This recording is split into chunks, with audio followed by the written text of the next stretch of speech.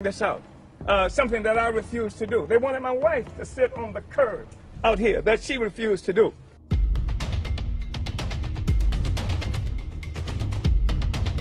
As I was coming out, this big old drone met me.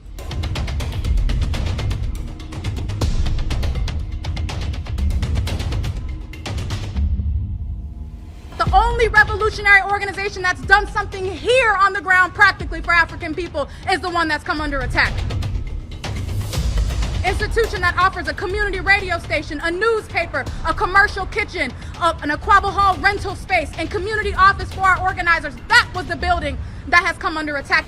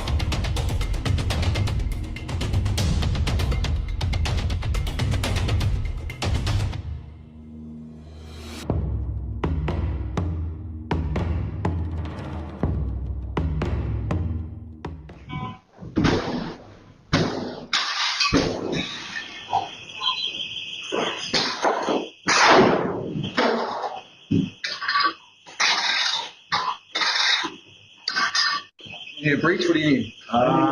Need one. I don't know. Let's hold that with money. Hold Thank you.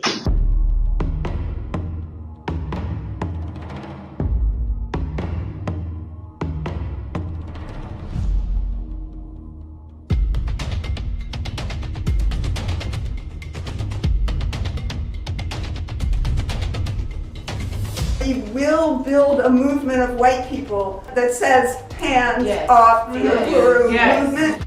They see in the African People's Socialist Party a vanguard for the struggle for the liberation of our people. They see that because not just what we do here in the United States, but because we had the temerity to do like Garvey, to do like Malcolm X, and take the struggle of black people around the world.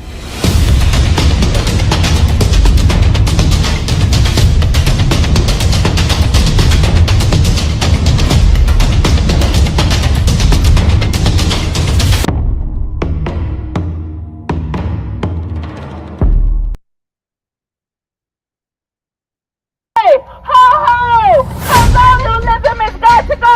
Hey, hey! Ho, ho! Colonialism has got to go! Hey, hey! Ho, ho! Colonialism has got to go! Hey, hey! Ho, ho!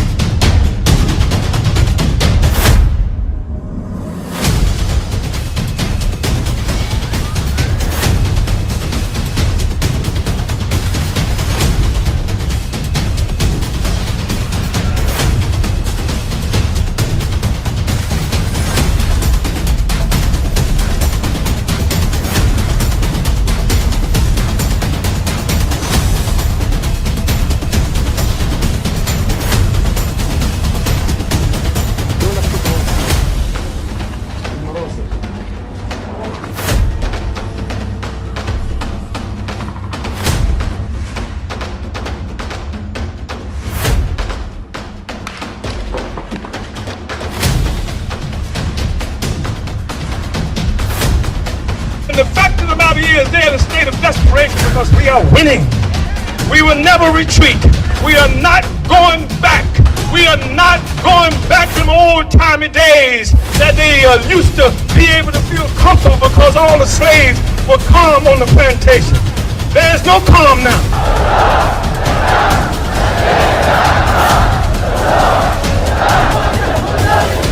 Money ain't gonna be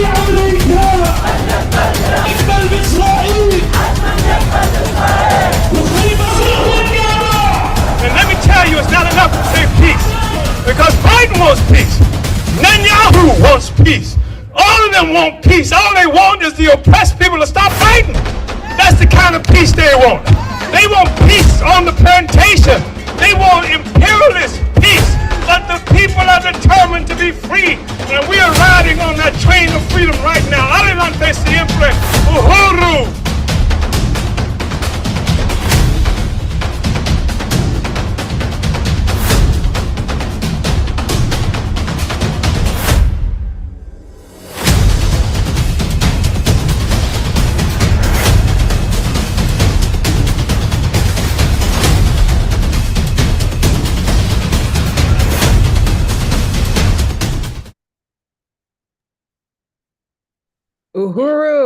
Uhuru, comrades, Uhuru to everyone. I want to appreciate everybody for being here on today.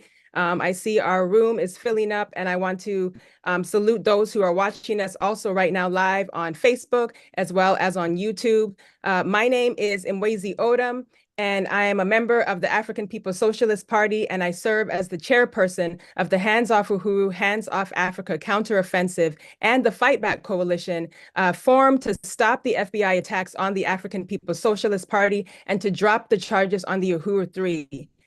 And we have a very important webinar on today and a very, really excited about our panel discussion that will ensue, and as well as those who are here with us today who have came with questions and came with curiosity about today's topic. Before we get into the program, I want to welcome up my co-MC, Penny Hess, who is the chairwoman of the African People's Solidarity Committee. Penny Hess and I will be, moderating today's discussion, and I wanted to just take a moment to bring you up, comrade, before I go through today's presentation. Uhuru. Uhuru, Chairman Mwezi. It's an honor to be here and looking forward to this powerful program today. Right on. Me too, comrade. And in that vein, I want to begin by, we're going to pull up a PowerPoint here just to give a little bit more information about, where we are in this fight back. But before I go any further, the reason that I know I am here and the majority of us can say in this moment is I want to salute Chairman Omali Yeshitela.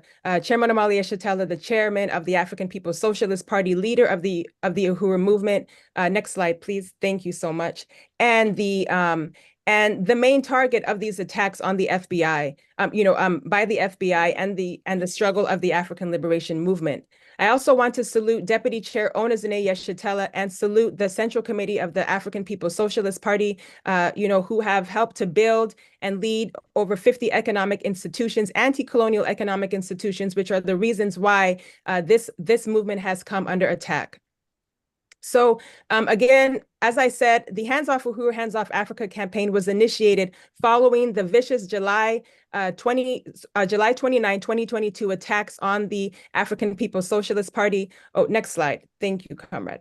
And the Uhuru movement. And as you saw in that video, the FBI, they used flashbang grenades, battering rams, assault rifles, stole, countless items, no search warrant, and didn't return a single thing. And subsequent, next slide, to that, to these raids, 4 members of the Uhuru movement were under FBI investigation. And then 9 months later, all the while have been, while we have been taking this out on tour, getting donations, assembling a legal team, media interviews, petitions, global days of actions, all of this, bringing in volunteers. We have the FBI and the, Department of Justice have indicted and charged 3 members of the Uhuru movement with up to 10 to 15 years in prison. And they are known as the Uhuru 3. This is Chairman Omali Yeshitela of the African People's Socialist Party, Penny Hess of the African People's Solidarity Committee, and Jesse Neville, the chair of the Uhuru Solidarity Movement, all of whom you will be hearing from more today. And we understand that this was an attack, as we said, on the African Liberation Front, and that their main target was Omali Yeshitela, who was leading this struggle on today. And the importance about this fight back is that this is also a fight back on you too. Anybody who dares to speak out, anybody who dares to fight for their land or for their rights or their freedom or liberation, this campaign is taking the demands that we should all see that this bears significance for, all of our various struggles. So today's webinar is hosted by the Fight Back Coalition, which is made up of over 40 organizations and individuals who have united with the principles of unity, which you can find on the website, to build the anti-colonial free speech movement. And, today's theme as many of you have seen, and is the reason what brought you here, is anti-Semitism, a weapon against anti-colonial free speech, and as you have seen, also a weapon against African and Palestinian freedom struggles. And again, today's discussion will talk about the use of anti-Semitism to attack free speech and legitimate political criticism of settler-colonial Israeli state, as well as a mean to stifle anti-colonial struggles for Palestinian, African, and all and indigenous peoples, and all liberation struggles, and those who support and stand in solidarity as well. So before we go any further, I'm going to begin by just reading a brief excerpt from the Hands Off Uhuru statement that was put out in support and in deep solidarity with the people of Palestine. This was written, during the ongoing war that the world watched, that has been, this historical war, but that, brought again to the world on October 7th. So the Hands Off Uhuru Fight Back Coalition stands in deep unity with the Palestinian people's historic anti-colonial counteroffensive against the US-backed settler-colonial state of Israel. African, indigenous, Mexican, Filipino, Cuban, Venezuelan, and other oppressed peoples of the world stand together with Palestine in a united front against colonialism, our common enemy. Our unity with Palestine goes beyond well-wishing. We recognize that their struggle and ours is interwoven in a shared global anti-colonial project to overturn the parasitic, blood-sucking colonial mode of production built on the stolen labor and lives of enslaved Africans and on the stolen land and genocide committed against the indigenous people. From St. Louis to Gaza, it is clear, a new day in history has arrived. The colonial world order built on our suffering and exploitation is coming to an end. Evidence of this new era of anti-colonial resistance is exploding throughout the world in Niger, Mali, Burkina Faso, Haiti, Palestine, and in African, Mexican, and indigenous communities throughout the US. The colonial powers know the oppressed peoples are breaking free of their stranglehold. And we denounce the brutal, desperate attacks by the global counterinsurgency to try to stop the forward motion of human progress. This includes Israel's ongoing barbaric genocidal slaughter on the Palestinians in Gaza. The Israeli military has launched thousands of airstrikes, obliterating mosques, hospitals, and other health facilities, medical teams, and ambulances. Palestinian bloodshed extracted brutally by the Zionist thugs is what birthed the state of Israel. Israel was formally established in 1948 as a culmination of a genocidal process known as the El-Nakba, in which Zionist terrorists slaughtered Palestinians, burned their villages, and expelled nearly 1 million of them from their homeland. And in 1967, Israel expanded its occupation of Arab land to include Gaza, West Bank, Jerusalem, and Golan Heights. The founding of Israel on Palestine or on Palestinian land was the initiation of a constant, unending state of warfare against the Palestinian people for the past 75 years. And as Israel announced its complete siege of Gaza, cutting off access to electricity, food, water, and fuel in the densely populated open-air prison, where 2.1 million Palestinians, more than half of them children, have been suffering under an enhanced, vicious blockade for the past 16 years and more. And we reject the U.S. Ruling class and the media's slanderous designation of the Palestinian people's resistance organizations as quote unquote terrorists. The Palestinian people have the right to resist. And while the U.S. media claims that Hamas has waged a quote unquote unprovoked attack on Israel, the truth is that the mere existence of Israel itself is a provocation against the Palestinians. Throughout its more than 50 years, the African People's Socialist Party has united firmly with the Palestinian people. Chairman Amalia Shatella has consistently stood shoulder to shoulder with the Palestinians in their just and righteous struggle for national liberation. And as Chairman has stated, what is known as quote unquote Israel is in fact a white nationalist, illegitimate settler colonial state built on pillage, land theft, and the genocide, no different than the colonial settler states of the United States, of Canada, Australia, South Africa, and New Zealand.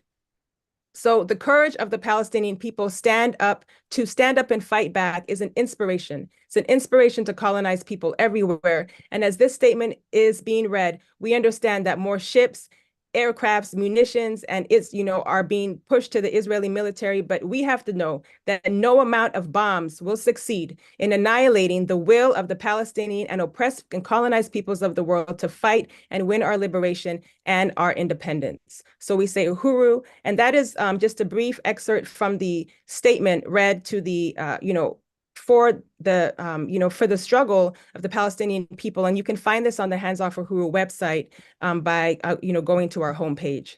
So I just want to salute the over 40 organizations of the Hands Off Uhuru Fight Back Coalition, many of whom who have come under attack, some, more of which we will talk about today, but you will also be hearing from one of our members from Unión del Barrio, who will also share about other attacks that are taking place on educators as well.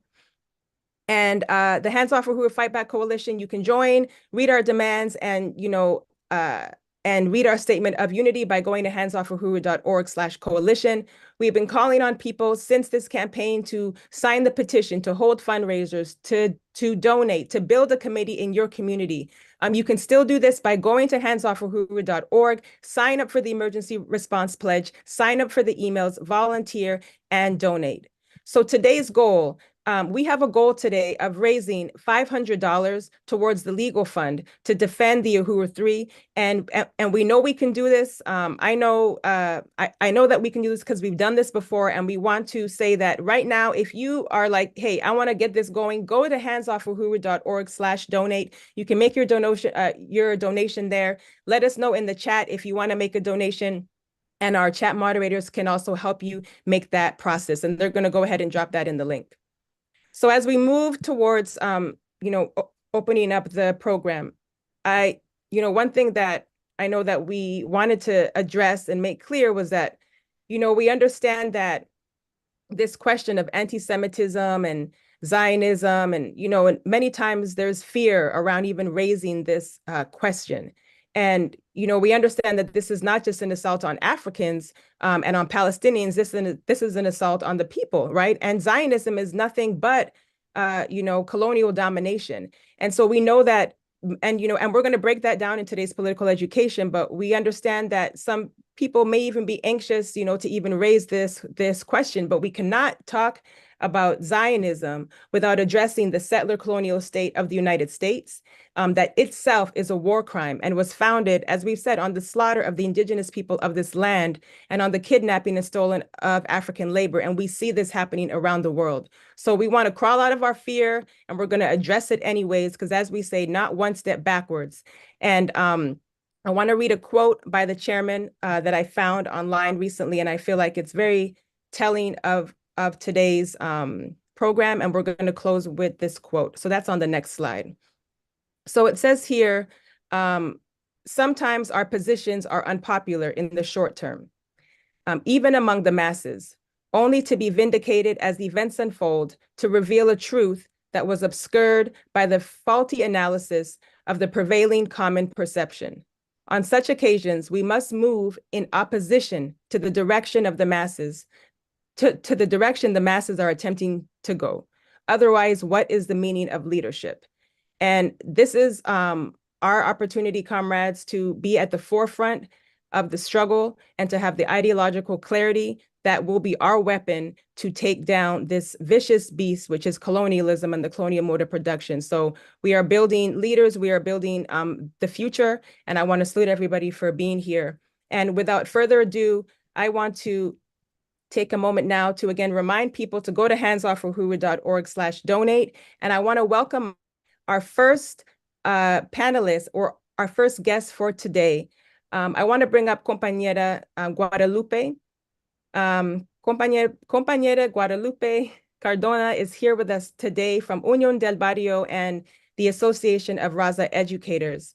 And I want to appreciate you, comrade, for being on, because I know you're here to discuss the current charges, that are coming up. And there's a case coming up next week, and we want the world to know about this and how we can support. And just to say that Unión has been at the forefront of establishing Chicano Raza, studies in neighborhoods and schools since they were founded, and that this attack is clearly an attack on free speech and the right for the people to organize and to educate in their best interest. So without further ado, Uhuru Compa, welcome. Uhuru, Compa, and Wizi. Thank you to all for allowing me to be here today. Once again, my name is Lupe Carrasco Cardona, and I'm a member of Unión del Barrio Los Angeles, and I represent our statewide organization as well, representing La Mujer, the question of La Mujer, the woman. And I'm also the chair of the Association of Raza Educators Los Angeles, and as Compa and Wizi said, we have been at the forefront of the grassroots fight for ethnic studies for quite a long time, and also being very respectful and knowledgeable that the fight for ethnic studies is something that has gone on for over 50 years. And I personally am not someone who gets to determine what ethnic studies is. It is something that I'm part of a movement of thousands of people who are fighting to have ethnic studies, fighting for our students to be able to understand the oppression that we are existing within, understand the history of this nation, understand what needs to be done to take those steps forward, as Compa and Wizi was just saying just shortly right now. So I want to acknowledge that I'm part of this larger movement that exists before my birth. It exists, quite honestly, for the over 500 years, right? Since the burning of the books and the stealing of human beings and the theft of land. And so that's very important to just acknowledge firsthand. And so I came to this lawsuit that Compa Muzi was referring to because of the fact that I am an educator. I've been an educator for over 24 years. I've taught in the state of California, the state of Arizona, and the state of Texas. And consistently, I stand on the what I believe is the right side of history, the anti-imperialist liberation of our people side of history. I do my very best to teach truth, but not just to teach truth in my classroom, but to give educators the opportunity to be able to also teach truth in their classrooms, and so that our students can work towards their own liberation. And so that all of that work with Unión del Barrio and with my community, my people of teachers and youth and parents and other groups, right? It's a very big solidarity movement. I was given a seat on the California Department of Education's Ethnic Studies Model Curriculum Advisory Committee back in 2018. And so I began my tenure 2019. And so what was this advisory committee? It came from AB 2016, which was a bill passed by Luis Alejo, Assembly member Luis Alejo, and it required the state of California to have a model curriculum. So that's very clear, right? I want to be very clear. It's only a model. It's not standards. It's not a framework. It's just like if somebody's going to teach ethnic studies, they could have these model lessons. And so we were placed on that. I was placed on that along with 20 other people. And we continuously said that there was not enough time for us to build a good model curriculum that people could use. And we were told consistently that AB 2016 did not allow more time. There wasn't funding. We weren't paid, but nonetheless, they said there were no funding to get our flights and hotel rooms to be there to do this work. So we did the best that we could, ensuring to include, Arab American lessons and other lessons where the curriculum was the most weak, like the Native lessons, Central American lessons, etc. When we were no longer considered to be advisors, this is 2019, it went to public comment. It was very quiet until Zionist Senator Ben Allen from Santa Monica didn't really study the curriculum. He looked at a lesson. It was an intro to ethnic studies lesson on social movements. And the lesson was to get students to look at what a social movement is. And then it gave a list of potential social movement students could research as a group and then come back and teach. And one of those lessons was BDS. And so obviously at that point, Zionist Senator Ben Allen activated the networks of Zionists and people who maybe aren't Zionists, but fall for this trope of, if you critique Israel, then you're an anti-Semite, right? So they activated those networks of people, and they had the curriculum removed from being a model for the state, and all of a sudden they had more funding to bring in people to quote unquote improve the model curriculum. Mind you, that very much recognizing that the institution of schools is a imperialist, colonialist institution, and that the real teaching needs to be in other spaces.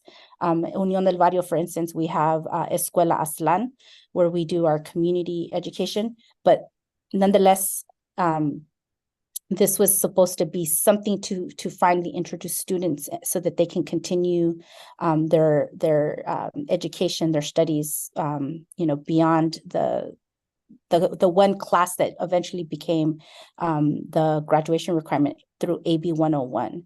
And so once this model curriculum was stopped, these non-ethnic people, non-ethnic studies folks started to develop this very Zionist-leaning, very multicultural, whitewashed curriculum, which eventually became the model curriculum, which you now see if you go on to the California Department of Education. So we, the advisors, all were very outraged because as it was, we already knew that it was not ethnic studies that we had put forth. It was the best that we could do with the constraints that we had. So we came together and we drafted a letter asking for our names to be removed from the model curriculum. And then we created our another, like a mass-based organization called Liberated Ethnic Studies Model Curriculum. And the reason why we created that is because we said, we're the ones writing these lessons, we should just take them back. And then we can offer them to educators to be able to use as models only, right? Because we believe that whatever is being taught to students should be relevant to the students. And but we have guiding principles that we believe is, what you should be incorporating into your lessons, like critique of capitalism, critique of imperialism, and so on and so forth. There's a whole 7 of them, and it's very laid out what we believe ethnic studies lessons should have. So eventually, I'm going to kind of get to the chase. We created Liberated Ethnic Studies, and the pandemic happened. And since, there was a lot of people were scrambling to figure out what to do with students, they caught on real quick. So people started using a lot of our lessons or asking us for help. So we did a lot of work, for free, informing teachers and communities about the guiding principles of ethnic studies, so on and so forth. And then the question of Palestine and Arab always came into that question, where people are like, what is your position on having Palestine? And Palestine is ethnic studies. Ethnic studies is Palestine. Arab Americans are ethnic studies and always have been and always will be. And so we were basically being strong-armed to push them out of ethnic studies, or else not be given official space to be able to work with teachers who want to be able to do a good job with ethnic studies. And of course, our solidarity is strong, and we know that the genocide is happening. We know that settler colonialism, imperialism, and we stand 100% in solidarity with our Palestinian relatives. And because of that, in May of 22, I received a phone call from journalists asking for comment on a lawsuit. I didn't even know that I was being sued. So the Marcuses, these 2 Zionist lawyers, have formed the Deborah Project. It's a Zionist nonprofit organization to go after and silence people, scare people.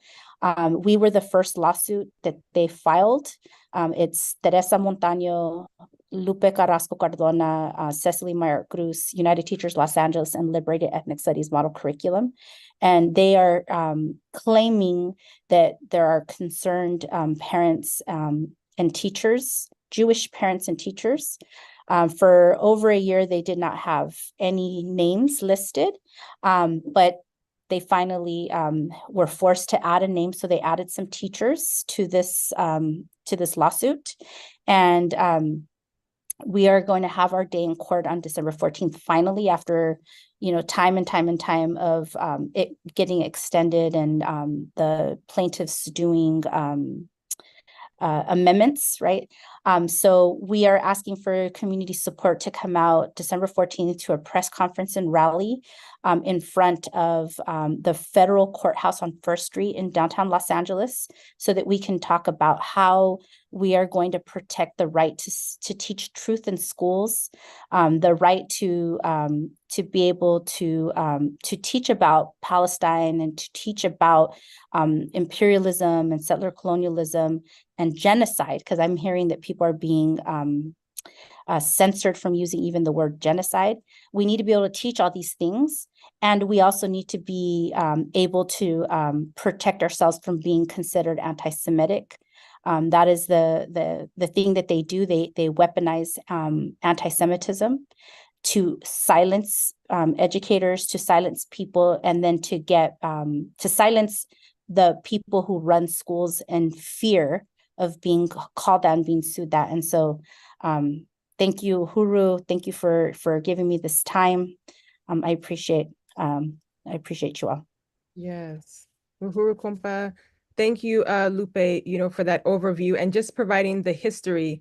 As you said, this is all built on the larger movement of and the original assault on the people, on the land. And so, of course, the assault on, on ideas has to be waged through. And I just want to appreciate something that you had mentioned. And I know that we're going to sum this up and talk about it even more. But now, again, even the word genocide, right, is being weaponized against the people. And I just want to say that, in salute of the longstanding, relationship that the African People's Socialist Party has with Unión del Barrio and the Mexican and Indigenous liberation struggle, we will be there on December 14th. And that I know that there is a flyer that we're going to show in our announcements to make sure that the people get out there and show their support and defend everyone's right to free speech. So thank you so much, Compa, for being here. And if you have any information to put in the chat, please do. Uhuru. All right, I see Comrade Penny. Uhuru. Uhuru, Chairman. Uhuru, Comrade. Yeah. Struggle put out by Comrade Lupe from Unión del Barrio. Yes, Uhuru. All right. Well, I think it's an important time to even deepen where else this is going and why we're seeing attacks on educators and on organizers who are making sure that the people get the truth. So we're going to queue up a PowerPoint, and Chairwoman Penny and I are going to just go through some political education around today's theme on anti-Semitism, this weapon being used against, anti-colonial free speech. So I want to go ahead. Perfect. The slideshow is up. Thank you, Comrade. So again, the Hands Off Uhuru, Hands Off Africa, leadership of the anti-colonial free speech movement is committed to deepening the long history and anti-colonial unity between African and Palestinian people in the struggle against colonialism. And, as we said, we oppose the blatant attacks on the free speech of African, Palestinian, indigenous peoples, and all other peoples who are charged as quote unquote anti-Semites for speaking out against the colonial settler state of Israel.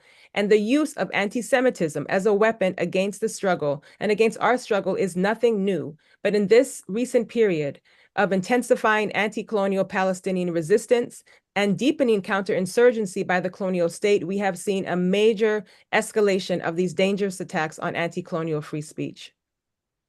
Next slide. Uhuru and Chairman Wazy and everyone, again, it's an honor to be here on this program today. And yes, actually today I saw on the news that the Biden administration just authorized 13,000 tank shells to be given to the colonial state of Israel from the colonial state of the United States.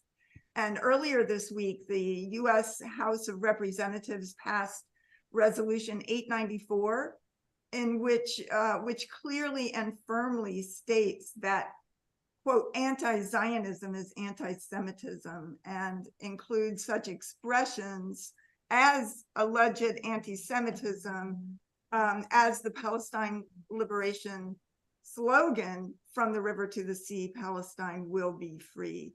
And we also know that Rashida Tlaib, the only Palestinian in the US Congress, voted present, effectively an abstention. Earlier this month, Tlaib was censured by the House for her stand against the US-backed Israeli state's genocide in Gaza. Right. Thank you, Comrade. And yeah, so the next slide, Students for Justice in Palestine are also under attack on campuses across the US. I wanted to say that, you know, some of those members are here with us in today's meeting or may have dropped off, but I know that this was important for everybody to be here, in particular students, because Students for Justice in Palestine and even chapters of Jewish Voices for Peace have been suspended or disbanded at universities across the US, including Columbia University, on the grounds of promoting anti-Semitism. And in Florida, the governor, Ron DeSantis, called for all chapters of SJP at universities throughout the state to be disbanded. And Unión del Barrio, as we just learned, educators are also being sued by Zionists. Again, in LA, 2 Mexican educators affiliated with Unión del Barrio are being sued by Zionists for promoting, quote unquote, anti-Semitism because of their inclusion of Palestine in their ethnic studies curriculum. Unión del Barrio is holding a demonstration at the LA courthouse where it is, where this case is being heard on December 14th, and you'll get more information about that later. Uhuru. And on November 16th, the German police raided 54 locations across the country of Germany, targeting a Muslim organization, quote, suspected of promoting the Iranian leadership's ideology and possibly supporting activities of Hezbollah. On November 21st, German police raided homes of 17 people accused of posting, quote, anti-Semitic hate speech on social media. In France and England, cities have banned pro-Palestinian demonstrations and the display of Palestinian flags. Since October 7th, the state of Israel has arrested at least 100 Arabs living in Israel for social media posts supporting Palestinians in Gaza, 70 of which of the people arrested are still in prison. And as been mentioned, Malcolm X visited Gaza in 1964. So historically, the US colonial ruling class has always used the weapon of anti-Semite to slander and attack the African liberation movement in the US and around the world. And in 1964, Malcolm X visited the Gaza Strip and published an essay in the Egyptian Gazette titled "The Zionist Logic," in which he placed the struggle of the Palestinians in the broader context of the struggle by Africans and all oppressed peoples for liberation from colonialism. Malcolm X's stance influenced the Student Nonviolent Coordinating Committee, also known as SNCC, which became the first major organization of its time to champion the struggle for Palestinians. In response to the white left and liberals attacked, in response, white lefts and liberals, they attacked SNCC, accusing them of anti-Semitism. Many Jewish donors withdrew their financial support. More recently, we saw attacks on APDF, a nonprofit organization. The Pinellas County Commission revoked funds for a Black Power 96 radio station in St. Petersburg, Florida, by saying that it was affiliated with the Uhuru movement, which they baselessly characterized as an anti-Semitic organization. And this is from a demonstration held at San Diego State in 2020 in opposition to Chairman Omali Shatella being banned at San Diego State. And finally, we've seen long history of attacks on Chairman Omali Yeshitela. The chairman has been targeted by the Anti-Defamation League repeatedly over the years, and most recently in 2020, Chairman Omali Yeshitela was scheduled to speak at a reparations conference at San Diego State University. He was disinvited after a campaign of intimidation and threats by a local chapter of Hillel, a Zionist student organization funded by the government of Israel. This was far from the first time. A similar attack has been made and had been made in the early 90s by the University of California, Santa Cruz. Uhuru. And the Uhuru movement has always stood with the Palestinian revolution. And the Uhuru movement and the African People's Socialist Party have always stood shoulder to shoulder with the Palestinian people in our shared struggle against colonialism. And we recognize that the struggle of the Palestinian people is part and parcel of the struggle against the colonial mode of production built on the backs of the enslavement and oppression of African people and the genocide and the theft of land from the indigenous people of the so-called Americas. And the unity between this long history between African and Palestinian people, this unity of our struggles dates back, generations, exemplified by the stands taken by Malcolm X, by SNCC, by Huey P. Newton, and the Black Panther Party, Chairman Omali Yeshitela, and the Uhuru movement. So, here's just an image and, Palestinian unity with Africans' resistance in Ferguson. So, back when Africans were engaged in resistance to the colonial regime and the police terror in Ferguson, Missouri in 2014, following the murder of Mike Brown, Palestinians were sending messages to young Africans via social media with encouragement and information, on how to defend themselves against the, tear gas. And in August of 2014, the Popular Front of the Liberation of Palestine issued a statement in support of the African resistance in Ferguson, stating that the Black struggle is leading the world. Uhuru. And on July 29, 2022, as we know, the FBI violently and militarily raided 7 homes and offices of the Uhuru movement, including the home of Chairman Omali Yeshitela and Deputy Chair Ona Zane Yeshitela in St. Louis, Missouri. And we refuse to be intimidated or silenced by the bogus charge of anti-Semitism or by direct raids and attacks by the state and the FBI. We recognize that this entire discussion occurs in the context of a country built on the near total annihilation of the indigenous people whose land this is, on their stolen, occupied land, on the bones of African people forcibly transferred and kidnapped from their homeland of Africa and forced to labor for hundreds of years to build the US economy at their expense. And in a country where Africans, indigenous, and Mexican people, like Palestinians in Gaza, live in the open air prisons and concentration camps of ghettos, barrios, reservations, and prisons, we will not be silenced by those who wish to use the history of the Nazi murder of the Jews, the crimes of white people against other white people, as an ideological weapon against our just struggles for national liberation. As Chairman Omali Yeshitela has said, it was white power, colonialism, that put Jews in the gas chambers, not Africans, Arabs, or Iranians. And so it is in the interest of Jews to turn their backs on the colonial bourgeoisie and to unite with the struggle to overturn colonialism once and for all, so that all human beings can live in freedom and genuine peace.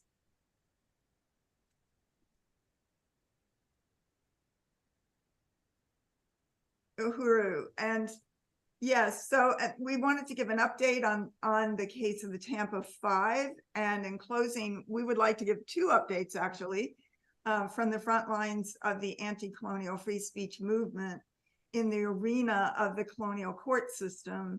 Earlier this week, the case of the Tampa 5 activists affiliated with Students for a Democratic Society came to a close in Tampa, Florida, with an agreement between the state and the Tampa 5 to drop their felony charges on the condition that the Tampa Five undergo a year-long misdemeanor diversion program, banning them from going on their campuses and requiring them to do 24 hours of community service.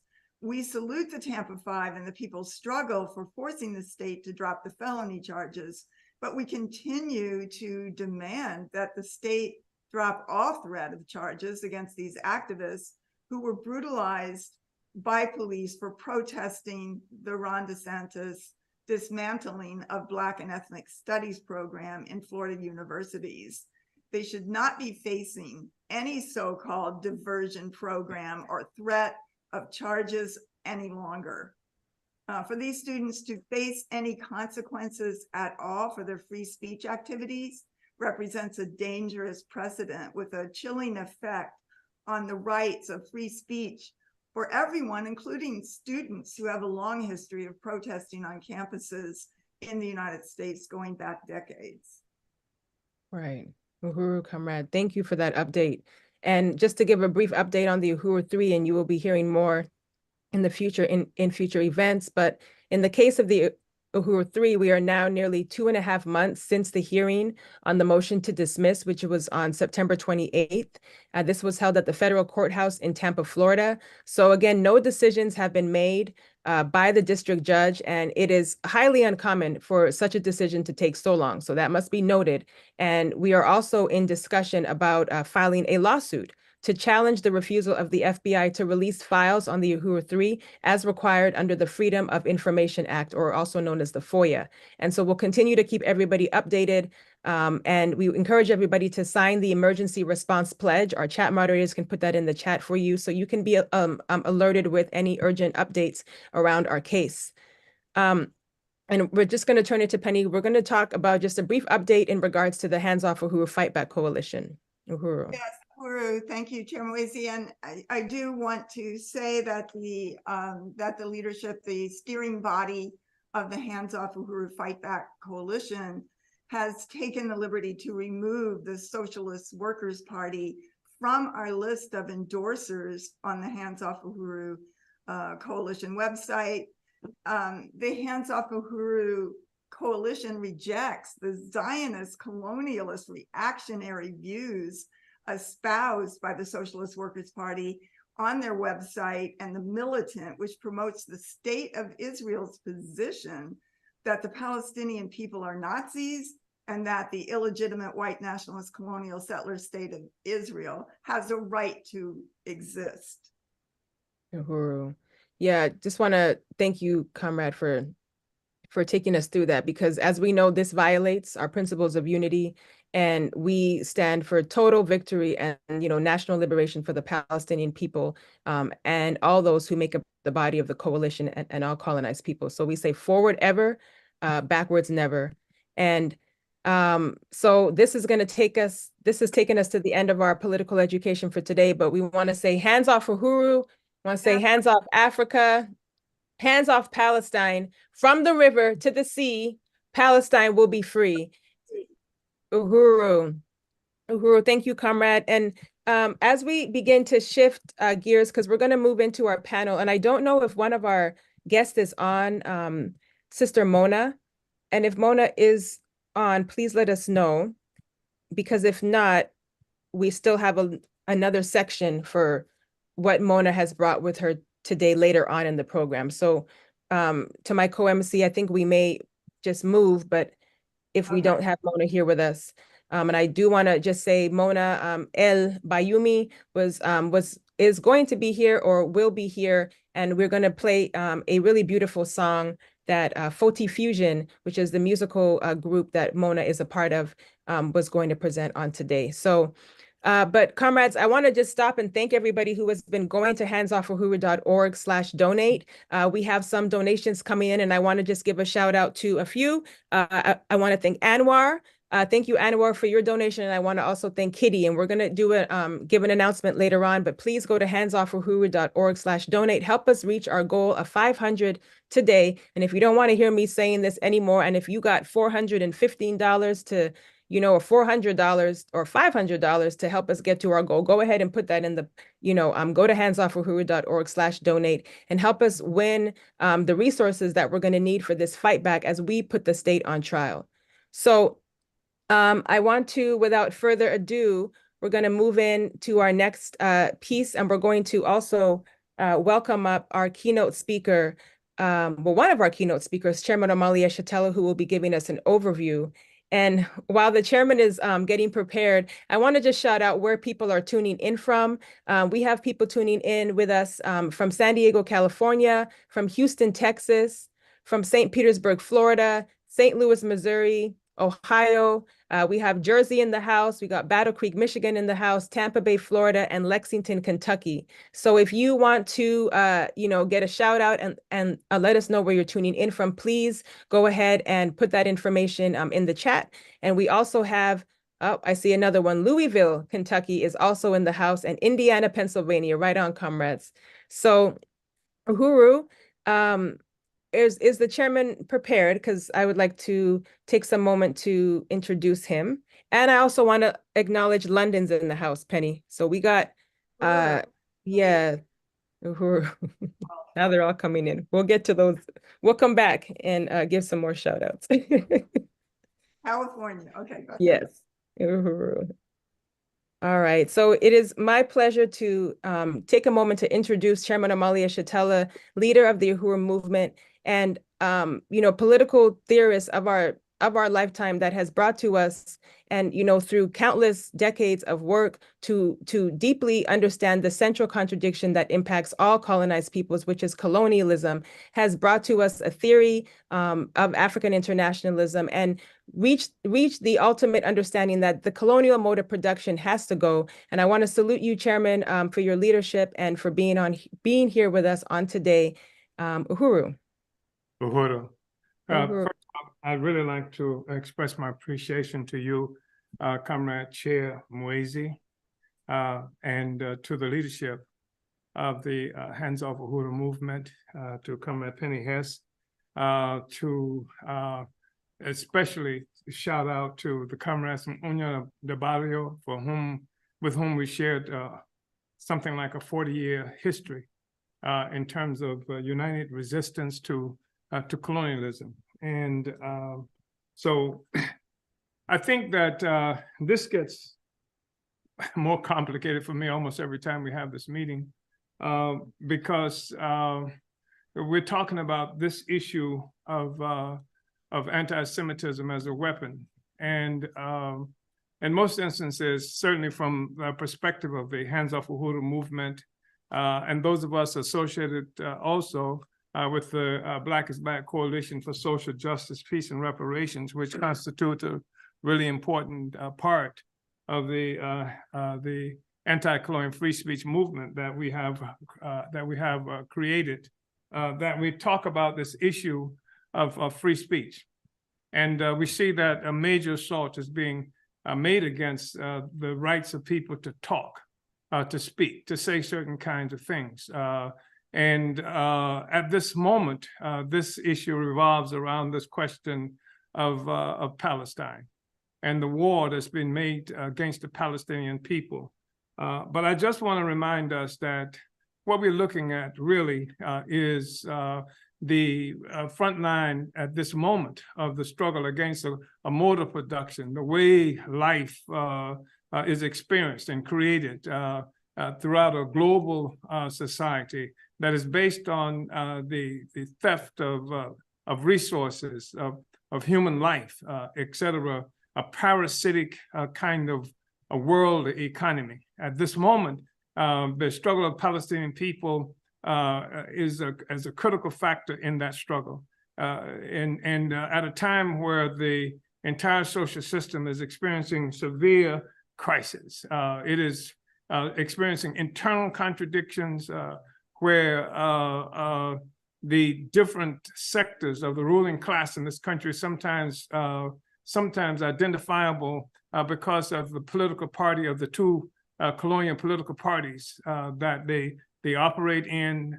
This struggle is going on between them. In fact, as most of us understand, or I hope we understand, when you look at the electoral process in the United States, and that's true of most of the capitalist countries, what you're looking at is a nonviolent contest between different contending sectors of the same bourgeoisie for control of the state apparatus to their economic benefit. When we talk about control of the state apparatus, we're talking about control of things like the police, the prisons, the educational system, all of those things that are responsible for holding this system together and using the system in a way that advance the interests of particular class forces. In this instance, we were talking about the bourgeoisie. So there's this internal crisis that is occurring right now. It's obvious to everybody to see, first of all, since especially the election of Donald Trump, where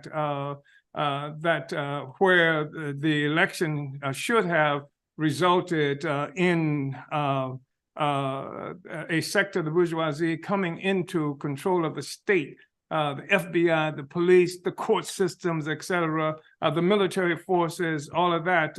Trump's election actually blew the entire thing out of the water, in the sense that it surprised everybody, including Trump, that he won that election.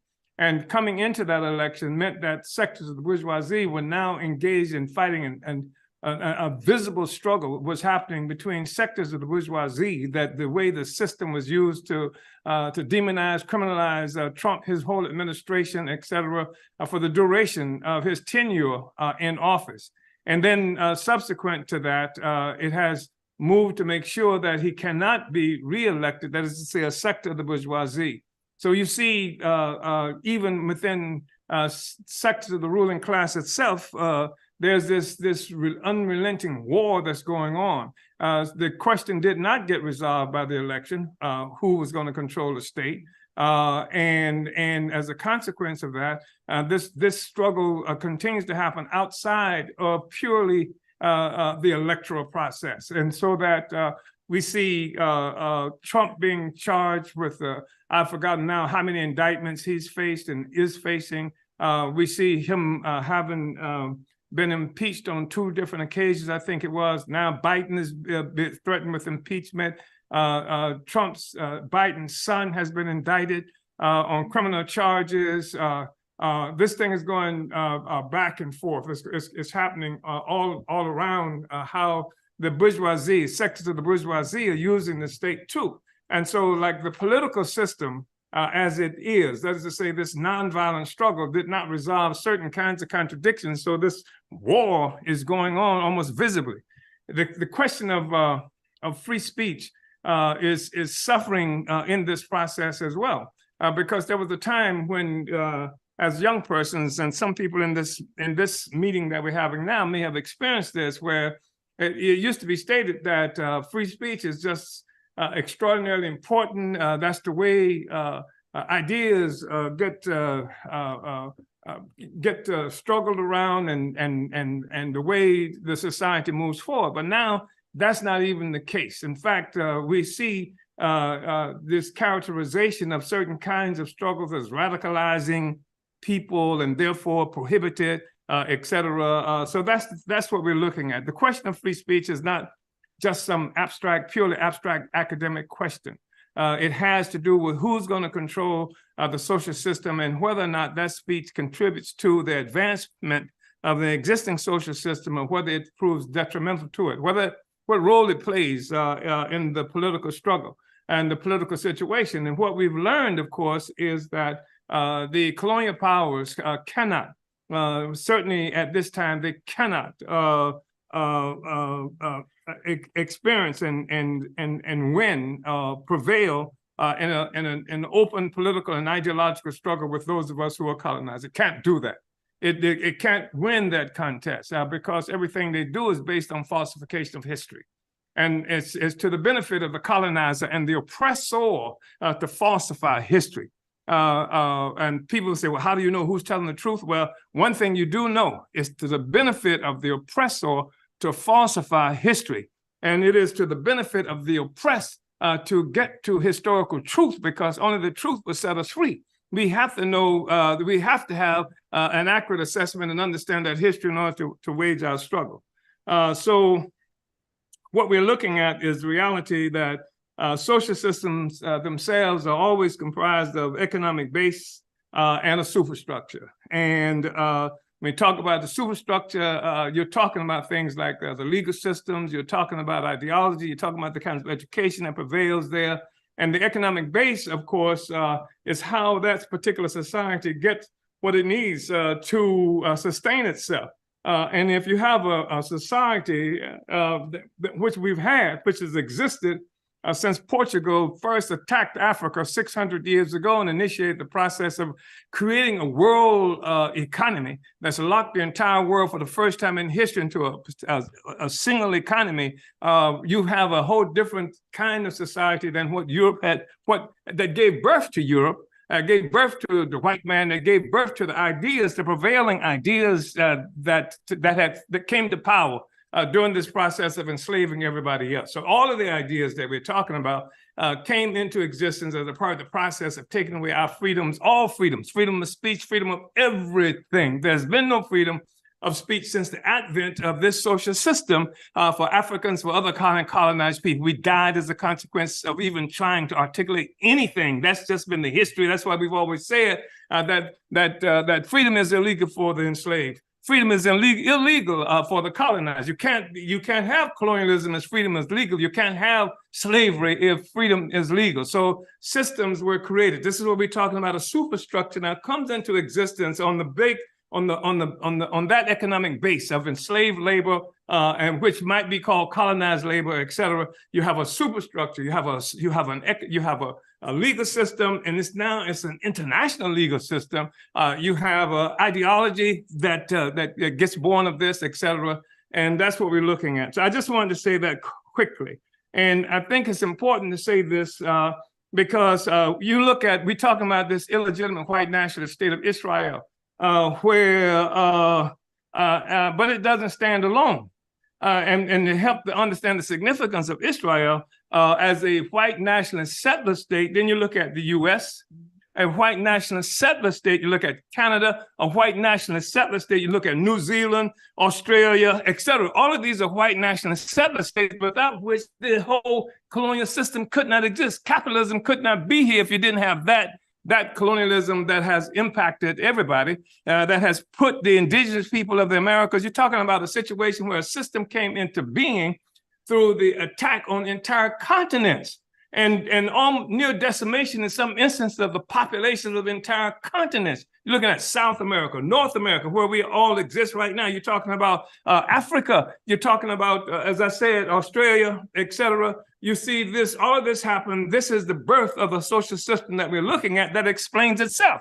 And it doesn't explain itself by saying we went and killed all the black people. We went and killed all the thing and took their resources. We say, no, we got ours the old-fashioned way. We work for it. This is the line that they put forward. Or they say, Santa Claus gave it to us because Santa Claus gives stuff to people who are good and it punishes people who are bad. This is a popular philosophy that justifies the kind of thing that's happened to the rest of us. So here, whole continents decimated, nearly decimated. Whole lands taken away, all of Africa, new borders created created in what we now call Americas, et cetera. You got the Caribbean. Indigenous populations nearly decimated if they existed, and yet there has never been a law against saying nigger, saying chink, saying wetback. There's never been a law that's created that says that anything that you say about black people, et cetera, can be punishable.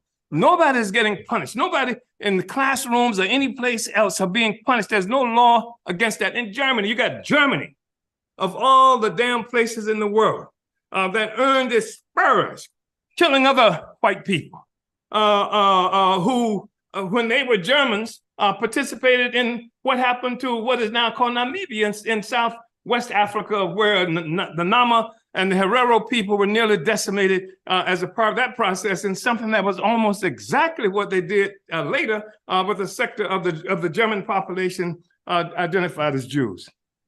This is what it is that we're looking at, and so there's no law against niggers and ragheads and chinks and wetbacks and jungle bunnies and coons and porch monkeys, spear chuckers, and all of this other kind of stuff. Nobody goes to jail for that. You don't even threaten with that.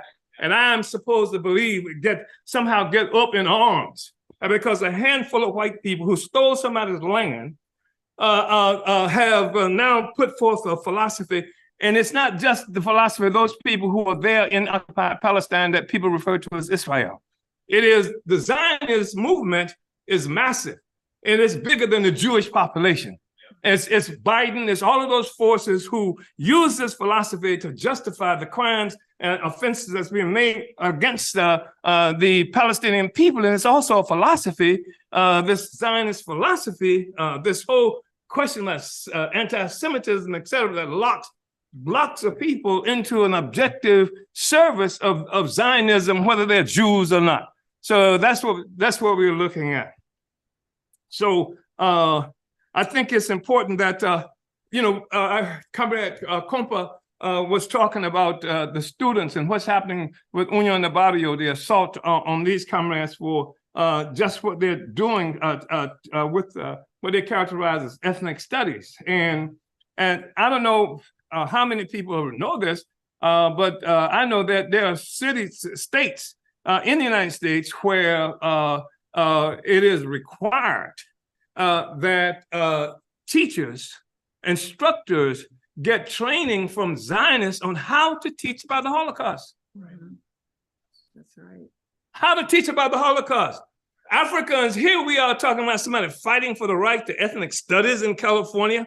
5 students right there in Tampa, Florida, being indicted for talking about ethnic studies and what have you on the one hand, and you have this kind of warped thing where Zionists can come by law into the state and teach people how to teach about the Holocaust. And you can't even get a discussion about Africans or Palestinians, et cetera, without facing jail, expulsion, and this kind of thing, punishment, severe punishment. So I think it's important to kind of recognize that. I don't know where am I in times? Quickly, because I don't want to. Yes, 2 minutes, Chairman. 2, okay. Somebody talk about weaponizing this whole thing of genocide against the colonized. Genocide has always been weaponized against the colonized.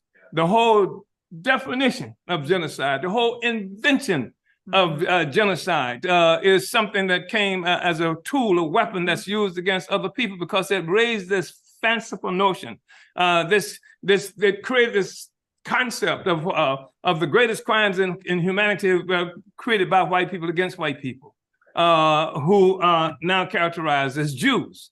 So it's used as a way to undermine the history and struggle of a whole people. As I mentioned, you're talking about all of these North and South America. You're talking about Australia. You're talking about the crimes against Africa, et cetera. All of that is liquidated, minimized, undermined by this whole concept that's being used as genocide as it relates to Jews. Mm-hmm. What happened to the indigenous peoples on this land? Why can't you find them in Haiti anymore? Why was it necessary for the African Revolution in this place called Haiti to rescue the identity of that group of people because they had been wiped out by characterizing as Haiti? The fact is that that whole thing about genocide has always been used as always been weaponized. So this whole crimes by Europeans against Europeans are used as means of undermining colonialism as the origin of a brutal social system, horrible social system that ultimately killed Jews in Germany because this was the colonial question. This how the whole system of capitalism came from killing indigenous people, killing Africans, taking all their lands, and then it came into Europe. And where now Europeans are killing other Europeans in the same fanciful notion, now they call it capitalism that's doing it. And so the same process is what we're looking at. And then I just want to say I really appreciate the existence of Jewish voices for peace. It's really interesting, however, that even Jews can't be for Palestine. And even Jews cannot denounce what the hell is happening here. And that's the thing that's a critical thing for the existence of Jews. That's the thing that takes them out of the grasp of this system that's killing everybody, and will kill Jews too. It has killed Jews before. That's what the Nazis Holocaust was. It was a part of the process, the same system. Killed Jews then, and now the Jewish, the leadership that has stressed itself into position of power through connecting with other powers of imperialism, utilizing the same system to the detriment of Palestinians and Arabs and other people. But Palestinians did not kill Jews in Germany. Can't use that as the excuse for why you're going to give that land to the people. Give Berlin to them. Give Frankfurt to them. Why doesn't Germany, that instead of locking up people in Germany who are talking about rights for Palestine, why doesn't Germany say, okay, we did it, we confess, we are guilty, we're going to give you Berlin or Frankfurt or even a small place in Germany? No. That will never happen. So I just want to say that that's really important. And I think it's really important also the Uhuru Solidarity Movement and the work that we're doing with this whole Jewish question and giving Jews an opportunity to break out of that relationship. And because what we are saying is that Jews are people. We are attacking this whole mystery, this whole mythology, like Jews, just like white people, are people. And people have constructed this whole notions of people who, of entities who are not like the rest of human beings, et cetera. And that means that, and Jews have accepted this, unfortunately, this relationship too. And that's problematic. So I want to say that. And yes, I will say that this question of Israel's right to exist is a statement of Palestine does not have a right to exist. That's right. Because Israel came into existence as at the expense of Palestine. If they can get rid of Palestine, they've got rid of Palestinians. And that's what this whole project, much of what it is that we're looking at today. The problem with settler colonialism all the time is that as long as those who are colonized by the settlers continue to live, it is a dramatic expose of this relationship. And so the exterminate the brutes, we hear it all the time, exterminate the vermin, get rid of them, et cetera, because our existence itself is evidence of the crime that's being committed. So, Uhuru, comrades. Uhuru. Wow. Uhuru, Chairman, just, I know we're going to have time to kind of break this down more even, during our discussion, but I just really want to appreciate your presentation. And, again, this is, Zionism is founded on the, just again, on the colonial mode of production, but the 1884, conference, right, where Africa was chopped up into, all these various colonies. And because of freedom of speech and because of what, what the colonizer wants, then, their right to, freedom of speech has resulted in the continued oppression and, genocide against the people. And I just wanted to really appreciate, oh, my camera was off. Uhuru, comrades, thank you. Just really wanted to appreciate this overview. And we're going to continue to deepen that as we hear from the rest of our presentations as well. So thank you, Chairman. And I do want to thank those who are donating. I also want to salute Comrade Raya for your donation as well. So please go to handsoffuhuru.org/donate. And I want to bring up our next speaker, who we're very grateful to have this comrade on the call with us today. We're actually thrilled to have Nancy Mansour, who many of you may have seen Nancy, out in the world, and recently was, participated in the Black People's March on the White House in November 4th. So Nancy Mansour is the founder of Existence is Resistance, and as well as the executive director of Eyewitness Palestine. And Nancy founded Existence is Resistance in 2009 as a way to encourage Palestinian youth to convey their feelings about living in containment and isolation through hip hop and other urban art forms. And Nancy has, very dynamic sister, comes with years of experience of advocating for justice for the peoples of Palestine and collective liberation struggles across the world. So we're so happy to have you here, comrade. It's great to see you. And I want to open it up for you. And I know there is a song that you'd like us to also play. So if now's a good time to cue that. Thank you. Yeah, please. I want to start up with it and then I'll translate it in a moment. Right on, Uhuru.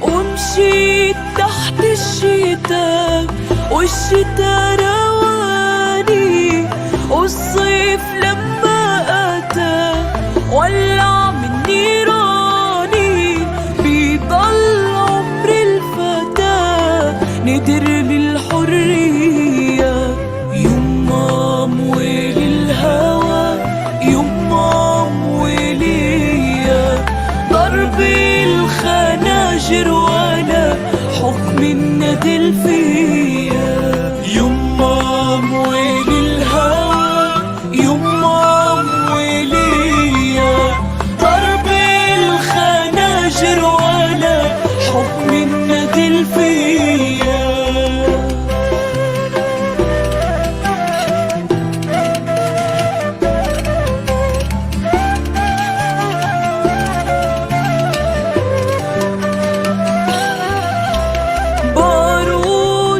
الجبل أعلى من العالي مفتاح درب الأمل والأمل برجالي بارودة الجبل أعلى من العالي مفتاح درب الأمل والأمل برجالي يا شعبنا يا بطل أفديك بعينيا يما مويل الهوى يما مويلية ضرب الخناجر وانا حكم الندل فيا يما مويل الهوى يما مويلية ضرب الخناجر وانا حكم الندل فيا.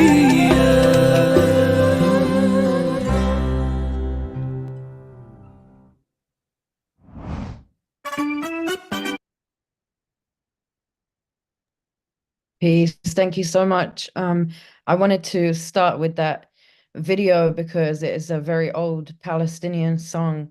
And that was actually shot in Gaza. It was a remake by that young band called Soul Band from Gaza. And in the song, it says, she's asking her mother, you know, like, when can I breathe? When can I breathe? You know, where's the breeze at? I'd rather live with a knife in my back than live under the my rogue oppressor.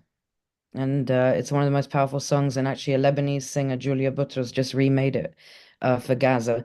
But why that was important to me is in that video, one of the brothers playing the guitar, that guitar was given to him by his father in northern Gaza in 2014, right before his father was murdered by Israel. And a few weeks ago, a picture of a settler Zionist soldier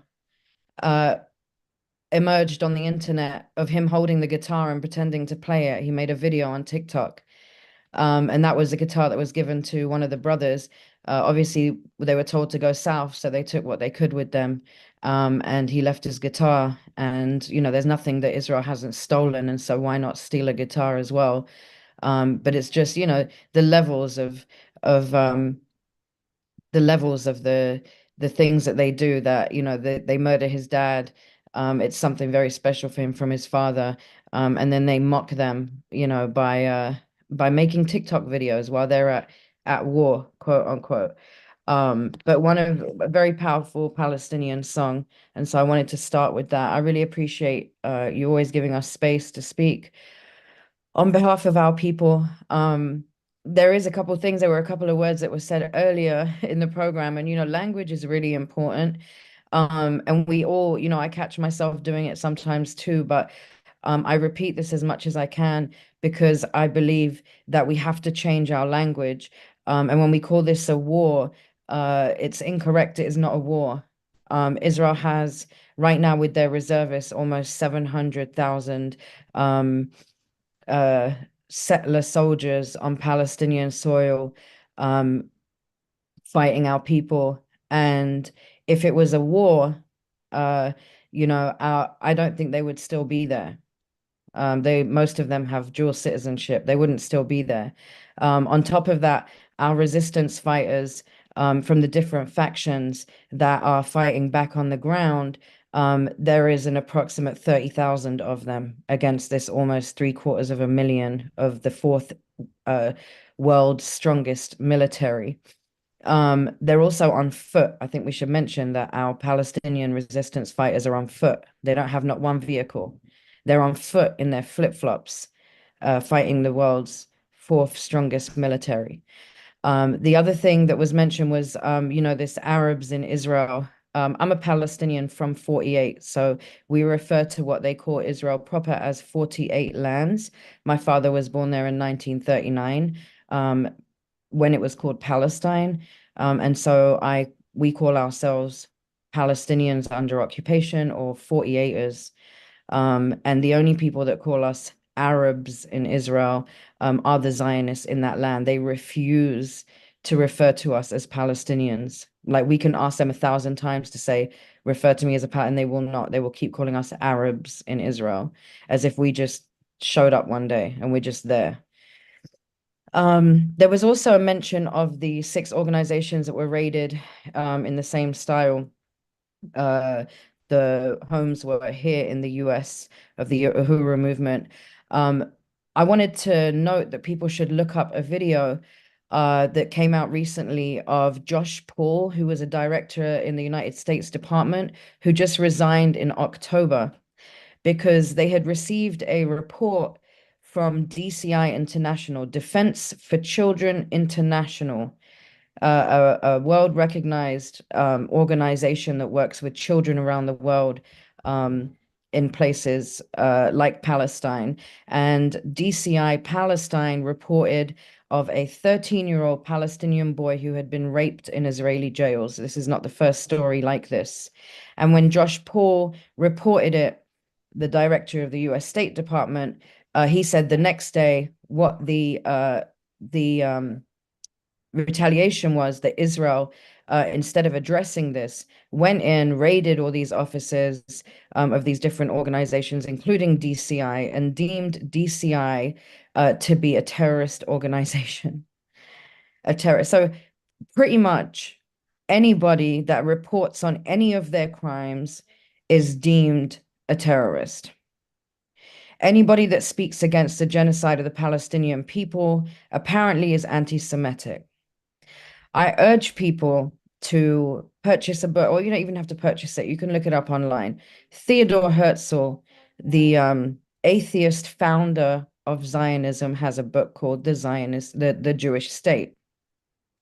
And in that book, it's page 12 of this. It's a very small, thin book. Documentations of their meetings. They literally have in there the question of whether they were going to take Palestine or Argentina and why Uganda wouldn't work for them. And they were arguing the points of whether Argentina was better than Palestine or Palestine better than Argentina. This had absolutely nothing to do with being Jewish whatsoever, but they needed a scapegoat.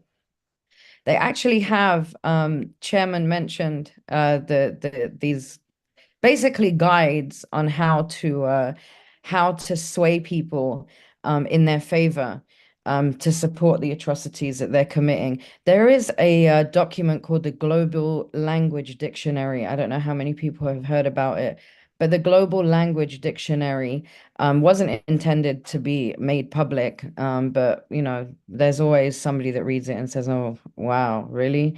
And then, kind of leaks it when they realize that it's just it's ridiculous. We have our hands on it. It basically gives you A to Z guide on how to advocate for the Zionist state. It has things in there that you hear people repeat all the time. Well, there was never a Palestine. Although the Balfour Declaration in 1917 that gave them the land clearly says on the document to establish a Jewish homeland in Palestine. They keep acting as if there was this full-out war and we lost the land. They talk about us not accepting any deals. There was never a deal. First of all, you can't steal my house and then negotiate which part of my house you're going to give back to me. Like, how ridiculous are they? Like, and then on top of that, any deal that has ever been on the table or discussed has not included a military for the Palestinian. It has not included the right of refugees for Palestinians. And there will be no peace without justice. So we all know that.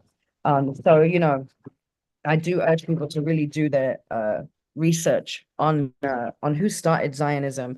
I know for one, my father made us read every book there was, from the Bible to the Quran to the Torah.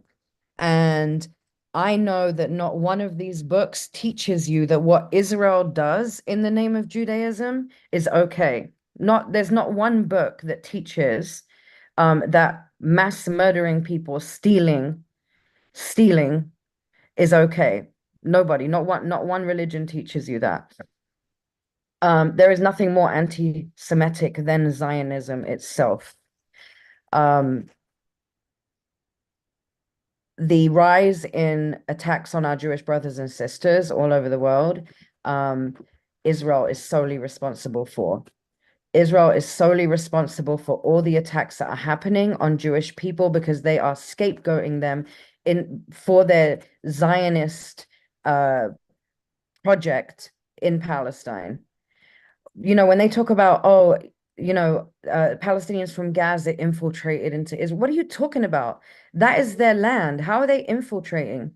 This is their land. You don't infiltrate into your land. Like, there's so many things that I hear and I'm just like, how does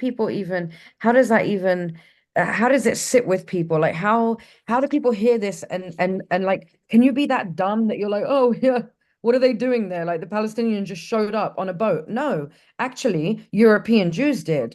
That's how they showed up on boats. I wanted to just give an update about what was happening on the ground. 64 days now, 64 days of nonstop carpet bombing. Yesterday, the United Nations tried to put forth a ceasefire draft resolution for the third time. And guess what? The US vetoed it. Why does the US get to veto it? Why? Why do they have that vote? And when will the people realize that the United Nations is absolutely useless? They're getting paid to do what? Pull workers out of Sudan and just leave people to die there? Because that's what they're doing. They're pulling their workers out of Sudan. The United Nations. My father told me when I was younger, in 1988, Yasser Arafat had been invited to speak at the United Nations because it's the United Nations. But the US denied his visa, so he couldn't come. That should tell you what the United Nations is. In Palestine, where it says UN, people graffiti, United Nothing. That's what they are, the United Nothing. As of today, almost 18,000 Palestinians are dead in Gaza, 70% who are women and children. Over 8,000 Palestinians are under the rubble all over Gaza, where people cannot get to them because these settler soldiers have set up checkpoints all over. You cannot go back to the north. They've already put a couple of huge flags up there. They've opened a Chabad house in Gaza in somebody's home. They had time to go make banners and get these huge flags made and bring them back to Gaza and put them up. Over 1 million Palestinians have been displaced in Gaza. Over 50,000 are injured. Over 250 Palestinians have been murdered in the West Bank since October 7th, including a 9-year-old in Jenin called Adam Al-Ghul, who had a sandwich in his hand. 2 days ago, pictures and videos were released of Palestinian men blindfolded, stripped, and on their knees. Israel tried to pretend that they were Hamas fighters and that they'd surrendered. If they were Hamas fighters, they wouldn't be alive. On top of that, the reports coming from a school that they were sheltering in from their families who watched these settler soldiers execute many of these men that they were rounding up at the same time because they refused to strip in front of their women and children. Then there was pictures later released of them on the back of, trucks that they move cattle with, hundreds of them on top of each other. And then the video and pictures showed them blindfolded on their knees in the middle of some random area with a huge sandpit. And, there's nobody knows their fate. Israel doesn't have to report to anybody. Nobody's asking them questions. They're just sending them more and more weapons. And, there's been speculation on whether they were executed and dumped in a hole. Now people are like, oh, well, we don't know. We don't know. But what we do know is that they've done it before many times in Deir Yassin, in Tantura. You can watch a documentary called Tantura, Tantoura.